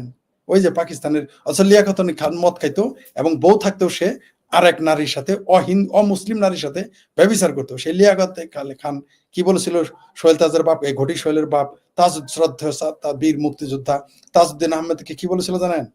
কয়, তুমি তো মুসলমান না, নামাজ পড়ো কেন? অথচ তিনি কিন্তু হাফেজ। এই হচ্ছে এই পাকিস্তানিদের আমাদের বাংলাদেশের প্রতি ধারণা। ঠিক যেমন আরবরা আমাদের মনে করে আমরা এলাম আধা মুসলমান বা হিন্দু মুসলমান, অর্থাৎ কনভার্টেড মুসলমান। সবচেয়ে মজার বিষয়, জামাতের এক নেতা কিন্তু কয়দিন আগে বলে ফেলছে, এই যে কালকে নাকি পরশু বলে ফেলছে যে আমরা নাকি আগে হিন্দু ছিলাম। এই কথাটা যখন আসাদ নূর বলেছে, আমি ফরিদ বলেছি, তসলিমা নাসরিন বলেছে, বা অন্যান্য যারা মুক্ত চিন্তক বা গবেষক তারা বলেছে, তখন কিন্তু খুব খারাপ হয়ে গেছিল। এই জামাতের নেতা কয়দিন আগে বলেছে যে আমরা আগে হিন্দু ছিলাম। এই হচ্ছে অবস্থা। আসলে মুসলমানদের হলো সিলেক্টিভ মানবতা। এদের শুধু মানবতাই সিলেক্টিভ না, এদের ধর্মীয় পরিচয়টাও সিলেক্টিভ। তাই উইঘুর মুসলমান এবং বেলুচ মুসলমান এদের কাছে সুধীর ভাই, আর সব মুসলমান ভাই ভাই। আবার আরবদের কাছে আমরা পাকিস্তানের পাঙ্গু, ভারতের ভাঙ্গু, বাংলাদেশের বাঙ্গু মুসলমানরা তাদের কাছে সুধীর ভাই। আমাদের 5 পয়সা দাম নাই। আমাদের কাছে রোহিঙ্গারা যেমন, তাদের কাছেও আমরা তেমন। এই দেশের মুসলমানেরা আরবদের কাছে রোহিঙ্গা। পৃথিবীতে এই যে আমেরিকাতে গিয়ে মেয়র হয়, ইউকেতে গিয়ে মেয়র হয় খ্রিস্টান দেশে গিয়ে, কিন্তু পৃথিবীতে কোনো মুসলিম কান্ট্রিতে গিয়ে কোনো মুসলিমকে গিয়ে মেয়র হতা দূরের কথা, অন্য মানে একটা কোনো নেতা হইতে দেখছেন, ইলেকশন করতে দেখছেন, মেয়র হবে তো দূরের কথা। 57টা মুসলিম দেশে, আরবের কোন দেশে ইহুদি খ্রিস্টান তো দূরের কথা, মুসলমানদের নাগরিকত্ব দেবে? দিবে না। বাংলাদেশে কোনো মুসলমান বলতে পারবে যে আরব থেকে বিয়ে করে আনছি? কিন্তু বরিশালের লোক জাপানের মেয়েরে বিয়ে করে আনছে। আনে নাই? সবচেয়ে ধনী ব্যক্তির মেয়েটাকে বিয়ে করে আনছে বলে আমরা শুনেছি। এমনকি পৃথিবীর বহু দেশের মানুষ বহু দেশে গিয়ে বিখ্যাত ব্যক্তিদের কন্যাকে বিয়ে করেছে। আরবে যাক না একটু, দেখেন না কি করে সব মুসলমান ভাই ভাই সুধীর ভাইগিরি ছুটাই দিবে একবারে আরবেরা। খুব শীঘ্রই এই দেশের মানুষ এই ভুলগুলো বুঝতে পারবে আমি বিশ্বাস করি। আমাদের যে আন্দোলন তারা বুঝতে পারবে, মুক্ত চিন্তা এবং মুক্তিযুদ্ধের পক্ষের যে আমাদের আন্দোলন সেটা মানুষ বুঝতে পারবে বলে আমরা আশা করি। এবং তখন মানুষ জামাতকে, হেফাজতের মতো ভণ্ডদেরকে মানুষ বঙ্গোপসাগরে ফেলে দেবে বলে আমার বিশ্বাস। আর যারা আপনার সর্বশেষ যে কথাটা বলতে চাই যে ভারত বিরোধী তাদের মজ্জাগত থাকবেই। বাংলাদেশ আওয়ামী লীগ যদি আগে পূর্ণ আওয়ামী লীগ না হয়, বাংলাদেশ ছাত্রলীগ যদি পূর্ণ ছাত্রলীগ না থাকে, কৃষক লীগ শ্রমিক লীগ যদি পূর্ণ শ্রমিক লীগ কৃষক লীগ না থাকে, তাদের চার মূলনীতি না মানে আবারও যদি তারা এরকম আপোষ ক্ষমতায় যাওয়ার জন্য আপোষ করে, তাহলে তাদের আবার ভয়ঙ্কর পরিণতি আবারও অপেক্ষা করবে। এখন তো কিছুই না, এটা তো কিছুই না, কারণ আওয়ামী লীগ কামব্যাক করবে। এগুলো আওয়ামী লীগের জন্য, এগুলো নির্যাতন তারা 75 সালেও সয়েছে, 71-এও সয়েছে। সুতরাং 2025-এ 24-এ যে ঘটনা ঘটেছে এটা আওয়ামী লীগের জন্য কিছুই না, কারণ তারা খুব দ্রুতই কামব্যাক করবে। আমি জানি না তাদের রাজনীতি, তাদের রাজনৈতিক দর্শনের উপর তারা কতটুকু থাকবে। তবে যদি থাকে তাহলে দেশের জন্য মঙ্গল হবে, বাংলাদেশের মানুষের জন্য মঙ্গল হবে, আওয়ামী লীগের জন্য মঙ্গল হবে। এখন এটা নির্ভর করতেছে ভবিষ্যতের উপর। জি, অনেক ধন্যবাদ শেখ ফরিদ ভাই। আপনার জন্য শুভকামনা এবং সামনের সপ্তাহে প্রিয় দর্শক বৃহস্পতিবার বাংলা সময় রাত 10টায় শেখ ফরিদ ভাইয়ের সাথে আবার দেখা হবে। এর মাঝামাঝি দেশের পরিস্থিতি যদি চরম খারাপ হয় তাহলে সেক্ষেত্রে তো অবশ্যই আমরা সমসাময়িক বিষয়ে লাইভে আসবো। এবং যেটা বলছিলাম যে ইশতেহারের সাথে থাকুন। ইশতেহারের ইউটিউব চ্যানেলের লিঙ্ক দিয়ে দিলাম, আপনাদের জন্য সহজ হলো। কমেন্টে দিয়ে রাখলাম, ফেসবুক এবং ইউটিউবের 2 জায়গারই কমেন্ট আপনারা পাবেন। ইশতেহার থেকে একটু ঘুরে আসতে পারেন। সর্বশেষ 2-1টা যে ভিডিও আছে সেটা আপনারা দেখে নিতে পারেন। অনেক ভালো থাকবেন, শুভকামনা রইল। বাংলাদেশ আবার ঘুরে দাঁড়াক।